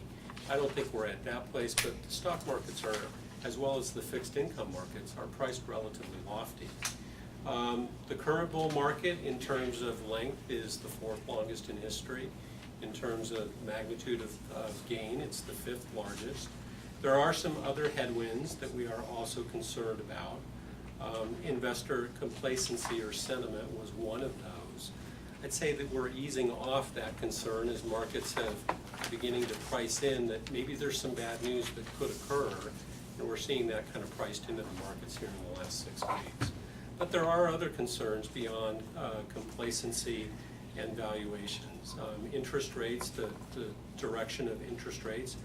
Our house view is that interest rates will rise very slowly, very thoughtfully. I think the Federal Reserve is going to be very diligent in trying not to endanger what they view as still a relatively soft expansion. But more lately is that economic growth concerns, particularly in Europe and Brazil. Economic news there has been disappointing. And lastly, housing prices and housing data more recently has been a disappointment. So on the margin, in terms of where to take risk and how much to take, is we are easing off our view, our more positive view that we had earlier in the year about the prospects for risk assets and becoming on the margin somewhat more defensive. And on the last page, we covered the update on PIMCO. And with that, I'll turn it over to the board for questions. Great, I will open up for public comment on item number 11. Seeing none, I will close public comment and open it up for questions from the commission. Commissioner Driscoll. Yeah, I'll start. I'll do the PIMCO thing last. Items 1 and 2, First Mark and OpenView, and actually DCM. Those again are examples that we promised people that items discussed in closed sessions we would report out at a certain time when we figured we had closed the contract. can members look up online in the internet these companies just to find out who or what they are? I would ask Art in Cambridge perhaps comment on that if you could. Because most companies do have their own websites. I would think so, but. I think so too. Could you- Yeah. Who are these people now that we've done it? I know we've always presented packets whether they were read or not, but we're showing the result of our vote as opposed to the normal packet with the consultant's report. There's usually about 10, 20-page reports in here that we vote on. Right? There's a couple examples of that today, but they're just seeing the result. If they want to find out who really DCM is, members who are really interested in what we're doing can find out what we did. Art, Cambridge, do you have any points of view on whether or not members can find out information online? Yeah, in this day and age, yeah. Just everybody does their own You advertising. can Google DCM, they have a full website. There are certain firms that are a little bit more sensitive and don't have a lot of information on the website, but most of them use it as a marketing. I know Ms. Thomas surely read all our memos, but here are other people who have the same concern that we're doing something that we're not discussing publicly. They have a chance to see not just the result, but who the heck we did it with. There's information there. Part 2 has to do with PIMCO. There's 2 parts to this. Part of it is the DC. It states rather clearly here the key person there we're comfortable with. We feel secure, correct, Yes? Okay. I would highly suggest authorizing a site visit for the following reason. This is different than when one of our managers has been bought out or sold out their interest to another operation. Clashes of cultures, a lot of things happen, but there's 2 questions. If that person decided to leave or quit or retire, who is his backup? That's one. Obviously, I know we can freeze the account and leave pretty quick, but sometimes site visits will actually tell you if he plans on staying as opposed to just asking him. Right. So I did do an on-site visit in early June, and we had discussed that, and they do have a plan. But since this, I am visiting PIMCO in a couple weeks. Excellent. And I plan to meet with you. Okay, part 3 then is since there's north of 80, probably over $100 million in the defined contribution, core bond, and what's in the target date funds, probably another 50. I think we should expect our consultant to make a similar statement at the deferred comp committee meeting, which is next Wednesday, and report to the full board and the members. It's the same issue, slightly different manager, mutual funds, but You will I would calendar for the deferred comp board meeting next Wednesday. Excellent. I think that. Yeah, thank you. Commissioner Myberger. Yeah, a couple points. First, I want to talk about the asset allocation. So this is your second page of your memo, where the allocate. I'm reading the top of the chart. Growth equity, growth capital, global equity. The allocation as of the end of September was 52.9. The max is 54%. So we're pushing at the max. And obviously, from reading your report, that the markets look fully valued. They might be vulnerable, particularly as your motivation for hedge funds to protect the downside. So I would suggest to you consider selling stocks in favor of cash. And let me just tell you, should I see a recommendation at the next board meeting, I am predisposed to vote in favor of selling stocks in favor of cash. I don't think we should wait long enough to hedge funds, because I know staff's view is hedge funds are the only way to protect against the downside. But let me just tell you, obviously you can sell stocks, put it in cash in the meantime, particularly as we are the high end of our range. So I would put that out there. I mean, it's different between saying that stocks are overvalued and all the different reasons. It's another thing to actually make decisions to lower that risk. So let me just say I'm predisposed to vote in favor of a recommendation to lower the weight in stocks in favor of cash. Also, I want to talk about bonds, fixed income. Can you tell us in terms of, because the board has delegated to you the rebalancing efforts, so if you could just share with the board in terms of what rebalancings that you've done in terms of the different managers and asset classes. Sure, and Eunice, feel free to fill in the blanks here.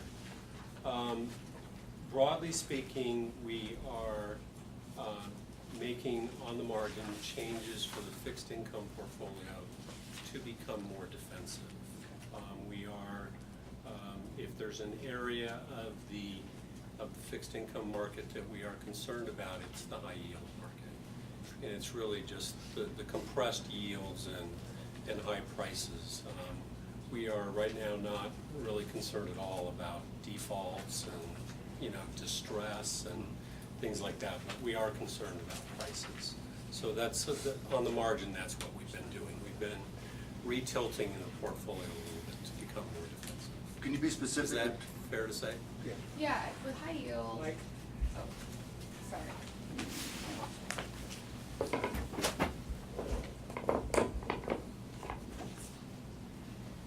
So since this report was issued, we have trimmed one manager, and that is Prima. Just to start making the portfolio more defensive, and you will be seeing that happen over the next few months. Within high yield, or with regards to high yield, spreads have come back, so I'm a little more confident with keeping the allocation where it is, but I think towards the end of this year is when we'll revisit the spreads to see how the current market is at that time. But spreads have jumped back, so right now, and the yields have come back too. Can you be more specific? Yeah, so on average, the spreads within high yield are around 550. Beginning of this year, they were around 400, and today they're at around 475. So they've come back.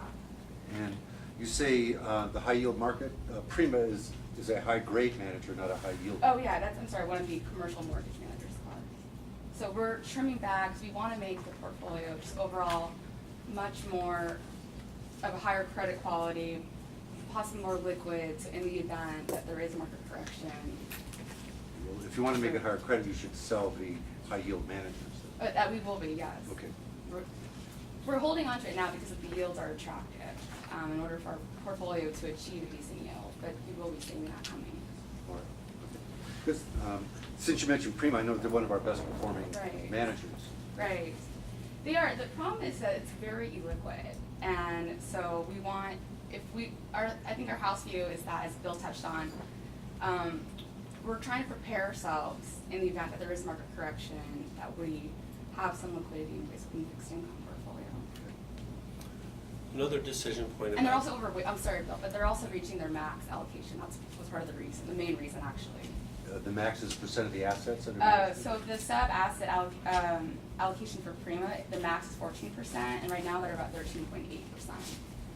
So just more rebound. Okay, good. No, thank you just for that. Eunice just read my mind. That's exactly what I was going to mention. That was a big decision point, is they're near the top of their range. Okay. I would just, just suggest to you that they've done a super job, and their liquidity is, it's an issue, but they've just done a super job based on the risk. Yeah, and this one, it wasn't about performance at all. It was just about them hitting the max end of their sub-asset allocation.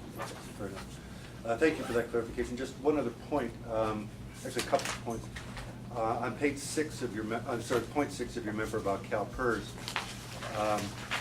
let me just say this quote: staff thinks that hedge funds are not meaningfully more complex than private equity, real estate, real assets, and even some fixed income strategies. Let me just say that you and I have a difference of opinion. Later on, I'll share with you some views of other people that say exactly the opposite. So anyway, to me, it'll be tough to convince me that hedge funds are less complex or the same complexity than fixed income strategies. So I just wanted to put that on the table. And again, I just want to emphasize the fact that we are at the top end of our asset allocation for equities. Equity markets do look overpriced. I think we should take some affirmative steps to deal with it. Okay, and thank you very much for your report. Okay, any other questions? Commissioner Stanfield. I do. I see for the first time in a while that we're seeing some negative returns, in the equities. I mean, I know you talked about asset values. With regards to shifting allocations from equities to cash or other categories, how confident are you in your ability to time the market in terms of making these allocation decisions?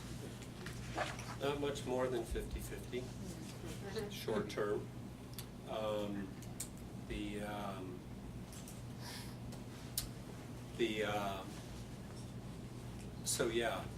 I'm not normally an advocate of market timing.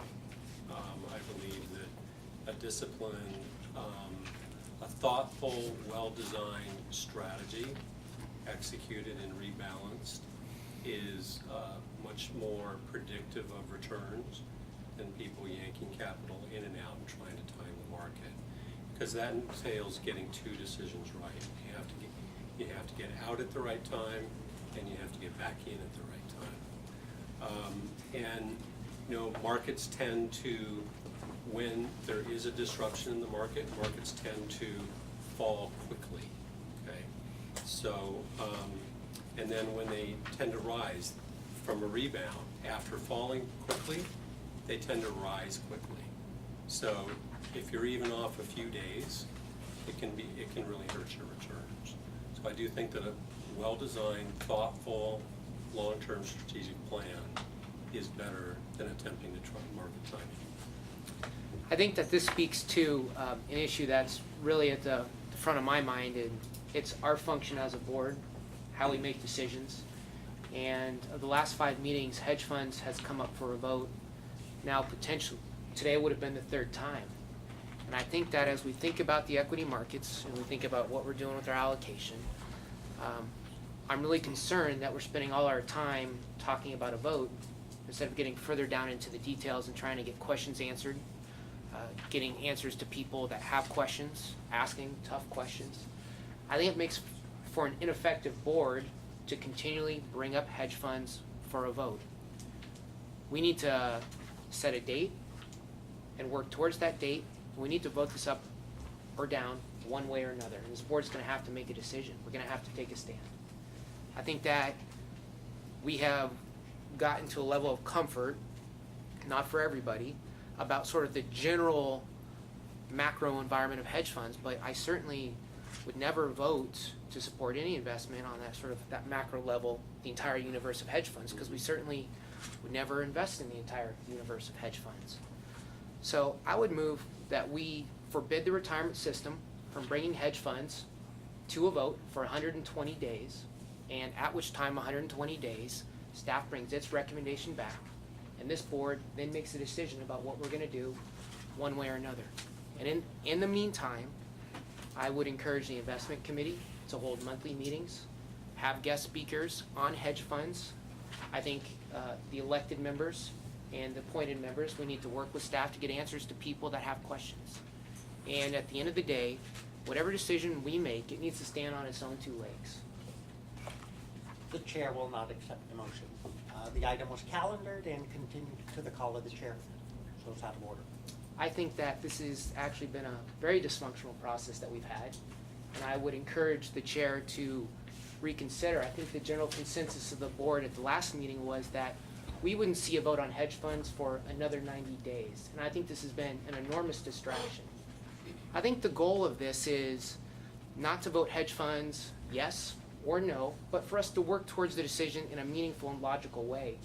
You know, when I was in finance and we would go to investment committee, we would look at things and sort of, there are 2 types of decisions, and I've said some of this before. There's good decisions and there's bad decisions. And a good decision is one where you dig down into the detail, you ask tough questions, and ultimately whatever you decide, it's because you've gone through all the detail and you've done your due diligence.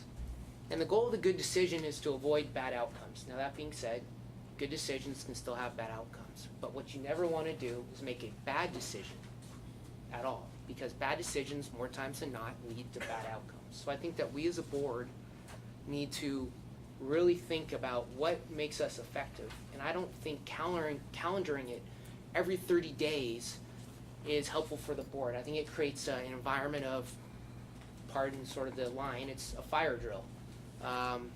You know, I think that every month I feel like what we're doing is we're spending our time talking to concerned members instead of really getting down into the details and trying to come up to some sort of consensus. And I think that's what the members want. They want to know what we're doing. Are we voting this up? Are we voting this down? And I think what we're seeing here in the equity markets is a minor correction. And the question is, will it continue? Will this be a 2011? Are we working towards a larger event? We don't know, but I certainly think that it would be a missed opportunity if we as a board continue to operate in an environment where we can't plan. And I think we need to set a date and we need to vote this up or down one way or another. And I think in the meantime, the information that's being handed out by Commissioner Myberger, issues that have been raised, we need to address these things. You know what, and if we don't get there in 120 days, then it gets voted down, but we need to make a decision, one way or another. So I would encourage the chair to reconsider, not because I want to vote this one way or another, but because we need to come to a decision and we need to go through a logical, thorough, detailed process. I think we owe that to the system and the city. I will take it under consideration. Any other speakers? Yeah. Commission? Vice President? Thank you. To Commissioner Stansbury's statement, I have a follow-up question, if I may, to the chair. Do you have a proposed strategy to get there? I do. I think that there's been a long list of questions I know that have been submitted to you. I would encourage every board member within the next 2 weeks to submit their questions to the Chief Investment Officer. I think the questions that have been asked by members in the room, we need to work towards getting answers to some of those questions. And I think that over the next 120 days, we need to work to get answers to the beneficiaries who are concerned. And I know there's a large contingent today here from the retired firefighters. I think that we're gonna have to, it's hard to lay out a detailed plan now, but I think that we need to get deeper down into the information. I think that what was presented in item number 4, I think was interesting information, and I think we need to try to get down a little bit further. I think it would be helpful if maybe we had, another system, if they're willing to come talk to us and talk about why they were successful, why they weren't, and I think we need to look at more in depth at what other systems are doing. I don't think that we have talked in depth about really any of the success or failures of other systems. We've been focused on, news articles, and I think we need to go a level deeper. And I think part of that is we're gonna have to rely on the investment committee to create a forum where we can get down into some of this information. So I know my roadmap is not detailed, but I think it's that we need to go deeper. It's education you're focusing on. Yes, it's education. It's our education. It's education of members who maybe don't understand things. It's really just trying to reveal the truth and get down to the heart of the matter. Any other comments? Yes, if I could address the people. Then Commissioner Driscoll. Now, what I would suggest And I'd is, like it to be based on the Chief Investment Officer's report. This is not a hedge fund discussion.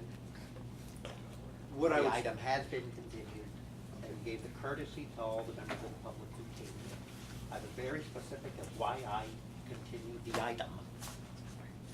I was very careful on the words that I used. And the purpose of me continuing that item was to give the absolute privilege of not compromising anybody here with information that may or may not have been in the public's view, or more importantly, in our view. And I am happy to talk offline with any one of you if this continuance is not for the integrity and ethical conduct of everybody and all parties. So I am very happy to have this deep discussion. I'm the one that put it on calendar. I'm the one that said I wanted an action item every time. It was the wisdom of this board that wanted a 90-day continuance for educational purposes and get up to speed. It was up to this board to go out and communicate this information to our members in a collective way. We had 3 members out there answering questions in selling or not selling hedge funds from whatever way you look at it. Driscoll, Stansberry, and Myberger are out there hitting the street educating people, but they're educating them from their point of view. The commission did not give direction to educate for a yes vote. They said reach out and educate on hedge funds, educate, answer questions, go through a process. But there is an environment here that there's a win or lose to the issue. I promise you I can vote on this today, and I hope every one of you were prepared to vote on it today. At the last meeting, I went right down this row and asked everyone, please be transparent so staff can be in the best position possible and give us an allocation you want. Let's work as a team because we cannot do this privately. So I said, let's go from one end to the other end. I asked every one of you, and only one commissioner gave numbers. Only one. We chose not to be transparent to each other. I don't know what that means in terms of numbers and transparency. I asked what allocation they are predisposed to support, so staff could get a read from us. Only one commissioner gave that. I fundamentally disagree with that, the notion that we as board members should be dictating the asset allocation percentage based upon what feels good to us. I think that there's a way to go about it, and I think that maybe there's a way to get comfortable with percentages, and I echo sentiments of Commissioner Bridges where she thought, maybe there's a way to ramp up to this, right? So you can track, if it passed, to track progress, and I think that's important. But I don't think that we as a board should be dictating to staff based upon how we feel on any given day what the asset allocation percentage is. I think that that's not an effective way to make decisions. I would guess everyone would say it's not a whim decision, but I would hope everyone here is doing it with deep thought and deep consideration, reviewing all the documents we got and made an intelligent decision. I would never suggest, and I would have you rethink your words, that someone is flippant about a decision when it comes to the allocation or anything in front of us. I guess that's what you're suggesting. Well, yeah, I think that's my point is, have you modeled out an efficient frontier? And I think the answer is no. And I think that if I were to ask difficult questions of people on this board about hedge funds, I don't think that we would all be able to answer them. I think a lot of us still have questions. And I think this is really about education and getting down to the heart of the matter. And if we as a board are unwilling to do that, then what are we doing here? I think we need to get down into the details and make a decision one way or another. And I don't see how tabling this for 120 days somehow compromises the system. Come 120 days, if you still have legal concerns that might somehow compromise us, you know what, then let's address it then. But I think in the meantime, we need to know for sure, and the beneficiaries deserve to know, that we're not gonna see this for another 120 days, so that we can start working through some of these issues. We're stuck. This is a choke point. Thank you. Anybody else? Commissioner Myberger? Yeah. Let me address a few issues here. In terms of raising cash, I know what I would suggest is, let me just tell you what happened the last time we had a shock, 2008. Our cash account was frozen. Typically, we raise cash every period of time. Our custodial bank, Northern Trust, froze our cash account $200 million. Could happen again. Could happen again. What I would suggest in terms of raising cash, let's raise, maybe a year's or so benefits, put them in an account to look forward to pay benefits, something like that. It's not the original sin of market timing, if you will. It's the fact that I've been around the block in this board, and I know what's happened during the meltdowns. Our cash account was frozen. We had to liquidate the other securities, and we didn't have any cash available to take advantage of the panicked sellers around. So I want to beg, there's a difference between market timing and having the cash available to pay benefits, because we liquidate cash on a regular basis. If that happens again, if our cash account is frozen, then we will be in the same bind that we did in 2008 and make the same mistakes. So I beg to differ. It's not a characterization of market timing. It's simply setting cash aside so that we do not make the same mistakes again as we did before. Let me also address the issues, and Labor brought these also, that I'd like us to, okay. Chief Investment Officer Okay. report. What I have done is I have summarized some of the articles that have been in the press and the newspapers, because I'm seeing one side of this. I mean, you're talking about CalPERS and the fact that you think fixed income are as complex as hedge funds. I mean, well, let's face it, CalPERS is liquidating a $4 billion portfolio. I mean, okay. Questions. Yeah, I thought this was questions. Let me ask you this. The Securities and Exchange Commission, you talked about more visibility and more with regard to the hedge funds. Do you believe that with the Dodd-Frank laws, that hedge funds are transparent and that their performance is stated accurately? Does that question relate to this matter? Yes, it's in your report. I'm sorry. You asked if you wanted to elaborate on hedge funds. I said I would submit it as given to us, and commissioners have chosen to ask questions based on the written material. It wouldn't be my preference, but I will allow it because it is calendared and it is in your report. Okay, but what I've commented here about the CalPERS is, that's the item that we're on here, is about the reasons why CalPERS divested from hedge funds, okay? And there's, so there's some facts in here, and there's my analysis and my editorial on that, particularly with their difficulty to scale. I didn't bring up Dodd-Frank's at all, so I'm not sure how that part of the question relates to this matter. I mean, the Commissioner's asking me to opine on a matter that's not a part of this report. But his question is very, he's bridging the issue with hedge funds and asking for to answer it.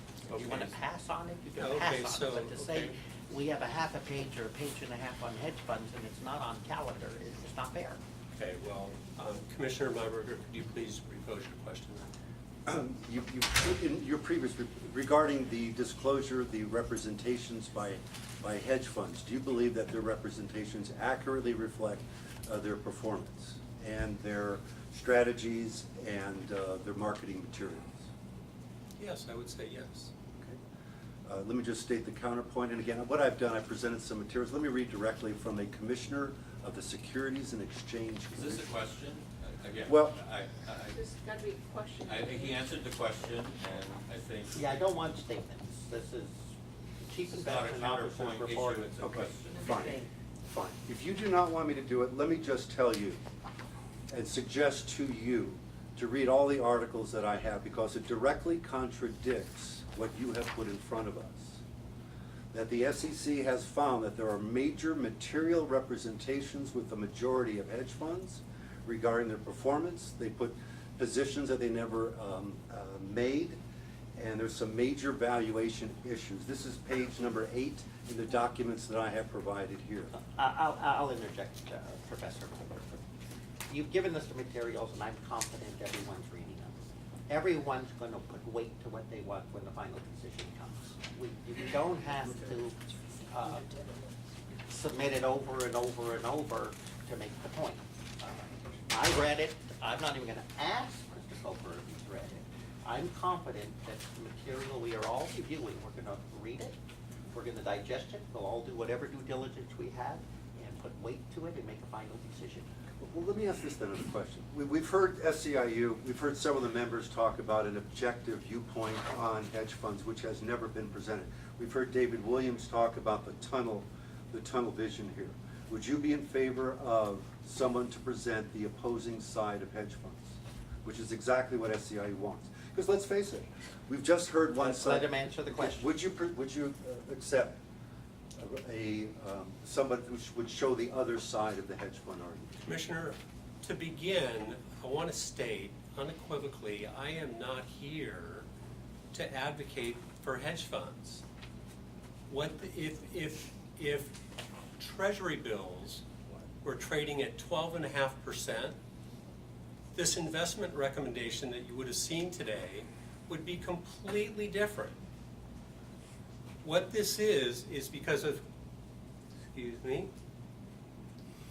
is because of where, tooth just fell out, is because of where interest rates are, where prospective fixed income returns are, which are materially lower than they have been over the last 30 years, and because where valuations of stocks are, that they are relatively high, is a path to earning good risk-adjusted returns is more difficult going forward than it has been in the past.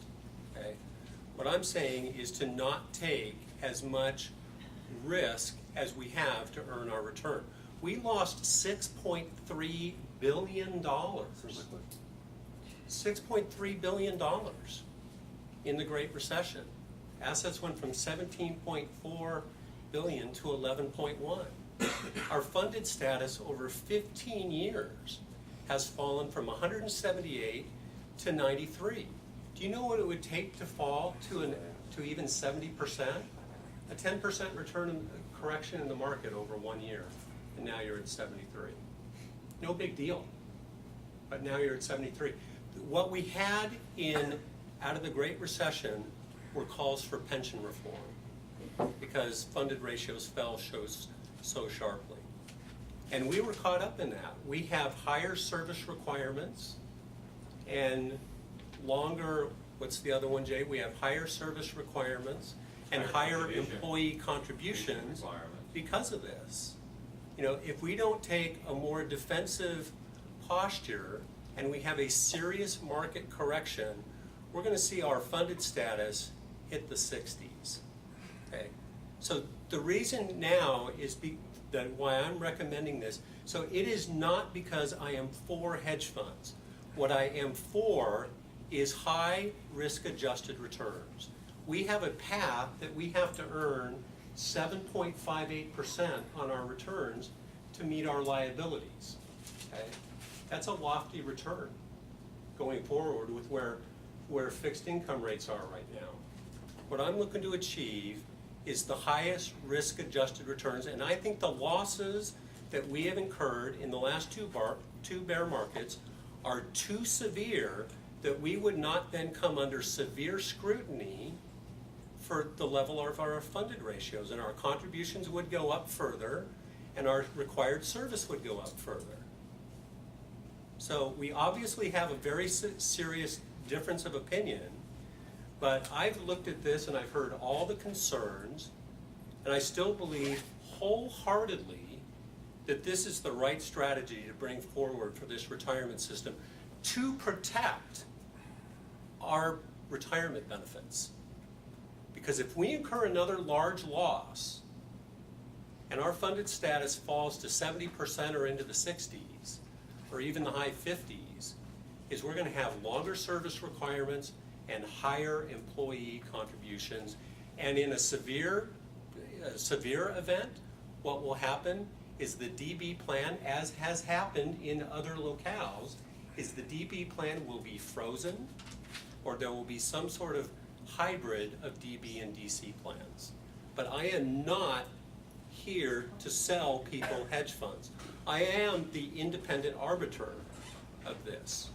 And I'll stand by that, Commissioner. That's where I stand. I've asked you a direct question. That is up to the board. That is up to the board to decide what it wishes to do. This is enough on the Chief Investment Officer's report. I will conclude comments. We will move on to item number 12 in 5 minutes after a 5-minute break.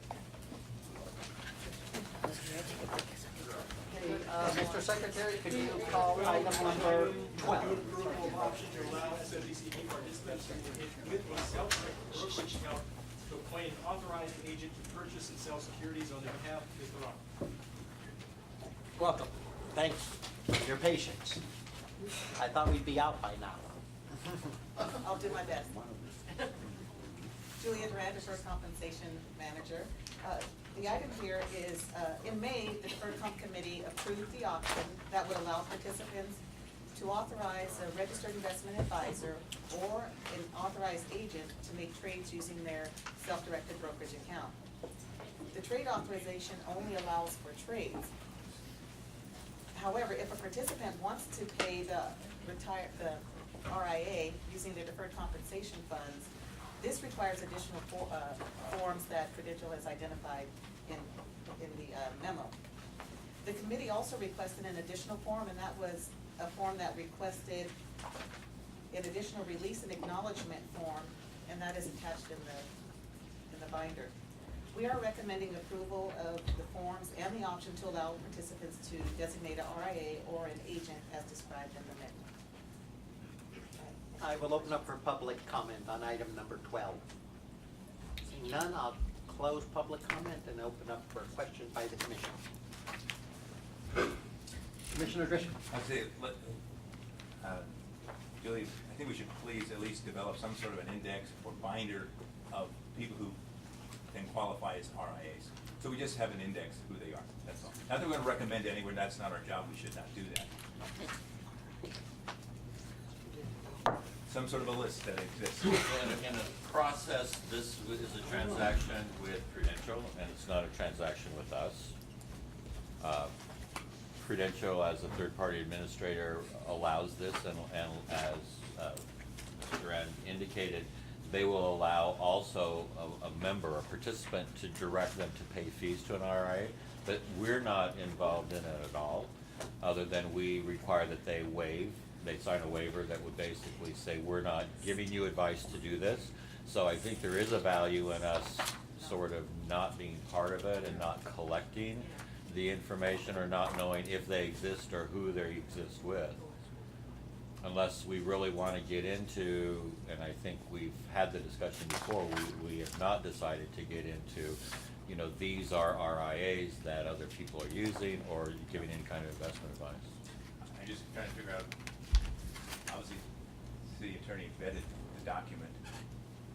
I'm just trying to think if there's any other risk here that somebody, when they lose money or get upset about something, they're still gonna come after the sponsor.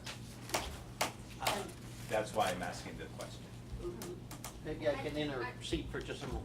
Did this come through the committee? Yes, it did. Did they discuss preferred vendor list, if that's a fair way to say it, just? No, we did not. Then maybe it's best that the committee It look did at not, that it as wasn't. something, and digest it. One, I don't think this should go back to the committee. We have ways of just choking things by doing that. That's not why I raised the question. I just, do we or do we not want to know if there's an RIA working for anybody, or that's just between the member and Prudential? Yeah. Between the That's the way we members. want it. Yeah. So right, so that who has, if something goes wrong, Prudential has the risk? No, as long as they have signed the waiver that's basically saying the plan sponsor and the city is not responsible for their decision of selection of who they could choose their next door neighbor also. Yeah. So we're not gonna be responsible if they elect to choose their next door neighbor and they lose the money, or an RIA. And this is something that Prudential routinely handles transactionally for all of its other clients, and we would prefer that it stay that way, and that we not compile a list of even people who have exercised this option, other than to be filing the waiver in their participant file with us. So the member has the right to choose a service option, and we're insulated and protected. That's what I'm trying to nail down. Yes, that's the second form, so there's two forms associated with the training authorization. One is the prudential form. We're gonna make a few tinkers to that form just to show that it's an SFDCP related form and to make some changes to the investment options under it. And then the second form, which is the participant acknowledgement and release regarding authorized agent, is the form prepared by our office with the acknowledgement and waiver related to both the self-directed brokerage and the authorized agent. Okay. Questions? Professor Mayberger? Yeah, I wanted to echo the executive director's comments. I fully agree that it's between the member and their investment advisor, and we're not on a need-to-know basis. And I think it makes sense that, you know, we have the legal documents in place so that that it's all clean. So I wanted to fully echo that. Also, I wanted to support staff's recommendation. I know some of the members are very enthusiastic about the ability to designate an investment advisor to oversee the funds that they have in their deferred comp. So I also want to thank staff for doing this. Any other questions? Could you walk me through the practical world of this for a member, if they wanted to self-direct? Good idea. If a participant wishes to use the self-directed brokerage account, they do have to open an account. The fee is $50 a year, and by doing so, this allows them access to a universe of mutual funds of over 5,000 or so mutual funds that are not prevalent in the core lineup. So they usually come to the table with something in mind that they want to invest in, and this just gives them an opportunity to do so. And once they do that, it's completely self-directed. We don't monitor it, it's between them and the brokerage. So if they wanted to get their own advisor to help them pick from that pool that opened up, are they free to do so? They're free to do so. With this But this process, will- with this process. Up until now, they have not been able to. If they had a self-directed, they were the only ones who could, you know, trade, buy and sell in that self-directed brokerage window. Now they can designate an agent or an RIA to act on their behalf. And so the process will be, we'll send District Attorney Gascon the forms. He can fill them out. He can designate and file those with Prudential and give us a copy of the waiver, and he is on his way. He can make an arrangement separately with Prudential for Prudential to pay the fees to his IRA out of his participant money. And they offer that as a service to all their clients. So if a member wants to self-direct, are there bumper guards on the dollar amount that they can move into a self-directed account? They cannot use more than 50% of their account balance.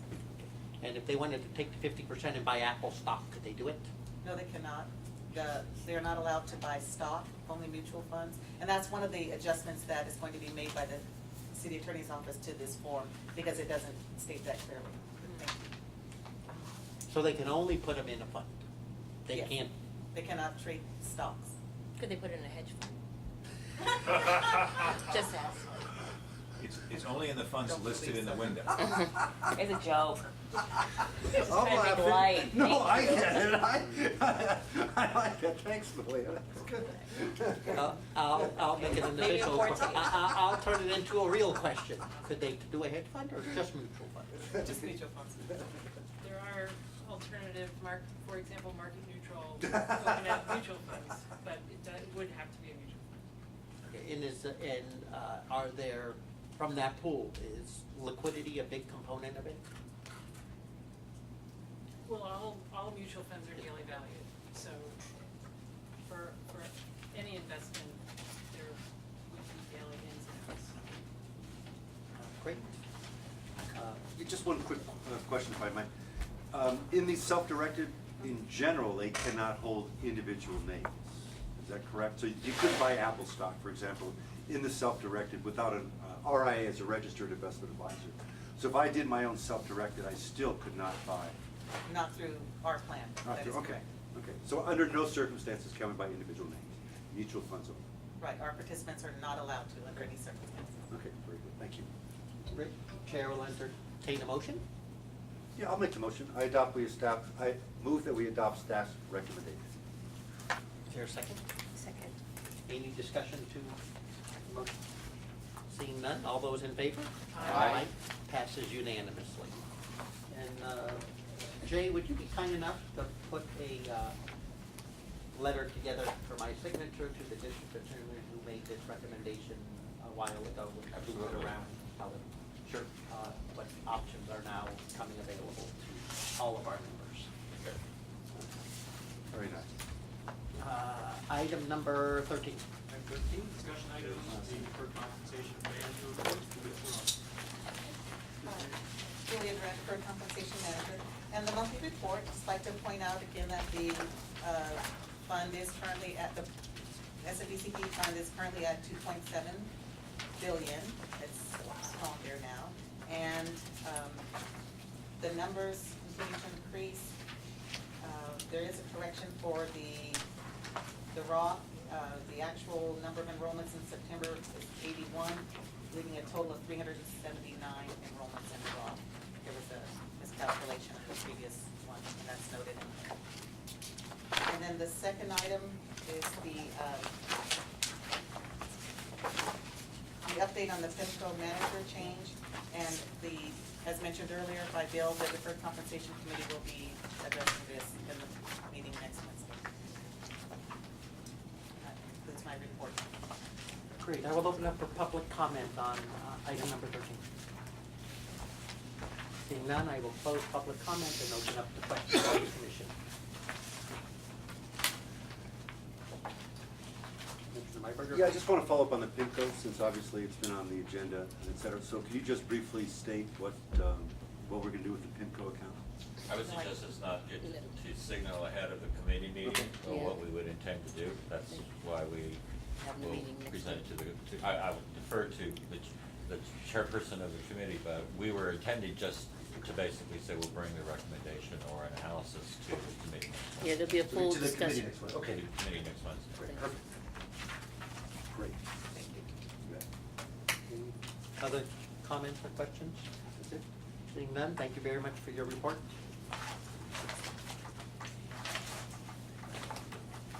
Item number 14. Item 14 is an action item by ballot vote, request for adjustment of industrial disability pension from 50% to 73% for Mike and G. Estrada.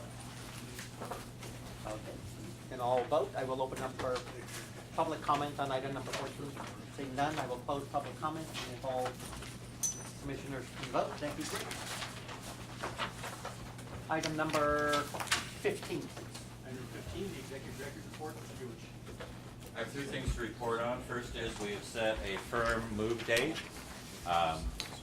Contrary to what was put in the retiree newsletter, we will still be here after October 15th. We'll be moving the weekend of October 24th. We intend to close down business at noon on Friday the 24th, and we will be open for business at 8 o'clock on Monday, October 22nd. So that is a firm move. 27? Excuse me. Yes, 27. maybe not so firm. Right. We'll be open for business on the 27th. One of the issues is we will need to reorder business cards for all of you, reflecting the new address. We're doing that obviously for staff, but there'll be a lot of other details that we try to coordinate with you. But our next board meeting will be held at the new location, and I am hopeful that everyone will be pleased with the new boardroom. There'll be much better accommodations and larger accommodations for the public, and actually a sound system that we'll be very proud of the first time that we'll have a sound system. And so I hopefully we'll be in there by our next board meeting. Second is the status of the retirement board election. As you approved, we sent out notices for nominations. We accepted nominations during the process. By the closing day of the nominations, we received 2 petitions for the seat that's currently held by Commissioner Stansberry, and we verified that both of those petitions had sufficient signatures. On October 2nd, we were notified by the second candidate that he was withdrawing his nomination, and so I've drafted a letter to the Department of Elections to cancel the election, and since it's uncontested, and Commissioner Stansberry will have been elected to a new 5-year term commencing February 2015. Congratulations, Brian. Congratulations. Thank you. Unanimous, not bad. Nothing better than knocking out the competition. There you go. We're not sure how that happened. It was a voluntary and withdrawal from the competition. The third issue that I want to brief you on is you should have seen, or hopefully you saw an envelope that was marked City Attorney Privileged and Confidential, and it was an update to the board members related to some correspondence that we had received previously, board members had received previously. So I just wanted to bring that to your attention to make sure that that's what I believe is closure for that particular piece of correspondence. Be happy to answer any questions that you might have. Okay, I will open up for public comment on the executive director's report. Claire? We know the address, we don't know the floor. The mailing address Is that for the headquarters building? Oh, I wish it was. I absolutely would. But 1145 Market, but we would like to publish, RECCSF would like to publish the floor as well. Member services will be on the 5th floor. 5th. Board meetings will be on the 6th floor. You have 2 floors? And administration and investment will be on the 7th. Wow, 3. Whoa. Very good. Thank you. Appreciate it. Will there be windows in the boardroom? 2 solid walls of windows. Do you have a coffee maker? I'm personally going to invest in one of those, whatever they are, the one things, and make sure you can do your Pete's coffee and get it hot off. Oh, of yes. Yes. A lot less expensive. I'm sure. Pizza's good. Well, we'll have a variety, but I think this board generally likes the Pete's coffee, Mhm. so we'll make sure that we have a supply of Pete's coffee. Actually, there's a room off of the boardroom that will have a sink, water dispenser, refrigerator, so it'll be a nicer place to actually serve the food. And actually, it will also double as a station where we'll have computers set up where up to 2 board members will be able to come and work in that area. So hopefully, well, not hopefully, we will be in our new location at our November board meeting. Is it security Commissioner- access? Commissioner Bridges and Commissioner Driscoll. Is it a secure building, security access, or is it just, is it like this? There is, I've had mixed reports on that, but Really? there is a sign in. There is a sign in on the first floor, but I think it's very similar to this building. It depends on whether there's a security guard there, whether you're required to sign in. We have quite a bit of security that we have control over because we basically have access to 2 full floors and most of a 3rd floor. So we're convinced we have key code security and actually individual rather than building control over when our doors open and when our floors are available. So it's an enhanced security than to what we have here. Okay. Does it have bike parking? It has no parking, but I'll check for bike parking. Yes, it does. We were looking Yeah, both buildings do. Yeah. Commissioner Driscoll. Has our MIS manager gone over there to test the system? Our manager, Craig Lee, has been, to the point that everyone is tired of hearing his questions. He's been intimately involved in the move. He's gone over with his team as well as with folks to set up their servers. Now, we cannot move our servers in our business until that weekend. They're the first things that are gonna be moved right at noon. And he and his team will be there for the entire weekend to make sure that everything is done. We're also gonna have IT there to make sure the telephones work. But he is, I mean, he's been He's gone intimately as far as involved. he can go, at least that. Absolutely. And, You're exactly right. Thank you. I've seen this, other departments go non-functional at that moment in time. And everybody says, gee, we should have checked. So, well, if you're checking, he's smart, good, thank you. We would love to have been able to do it in advance and sort of do a parallel, but that would have been expensive because we would have had to duplicate hardware, and it wasn't in our budget to duplicate hardware. So, but we're confident that we will be open for business at 8 o'clock on Monday, and I will to the 27th, 2014, rather than normally saying just on Monday. I didn't say which Monday, but yeah, we'll be open for business. 8 o'clock. 8 o'clock. Any other questions? Seeing none, thank you very much for your report. Take the call item number 16. So we will be going into closed session. Recommendations and possible action.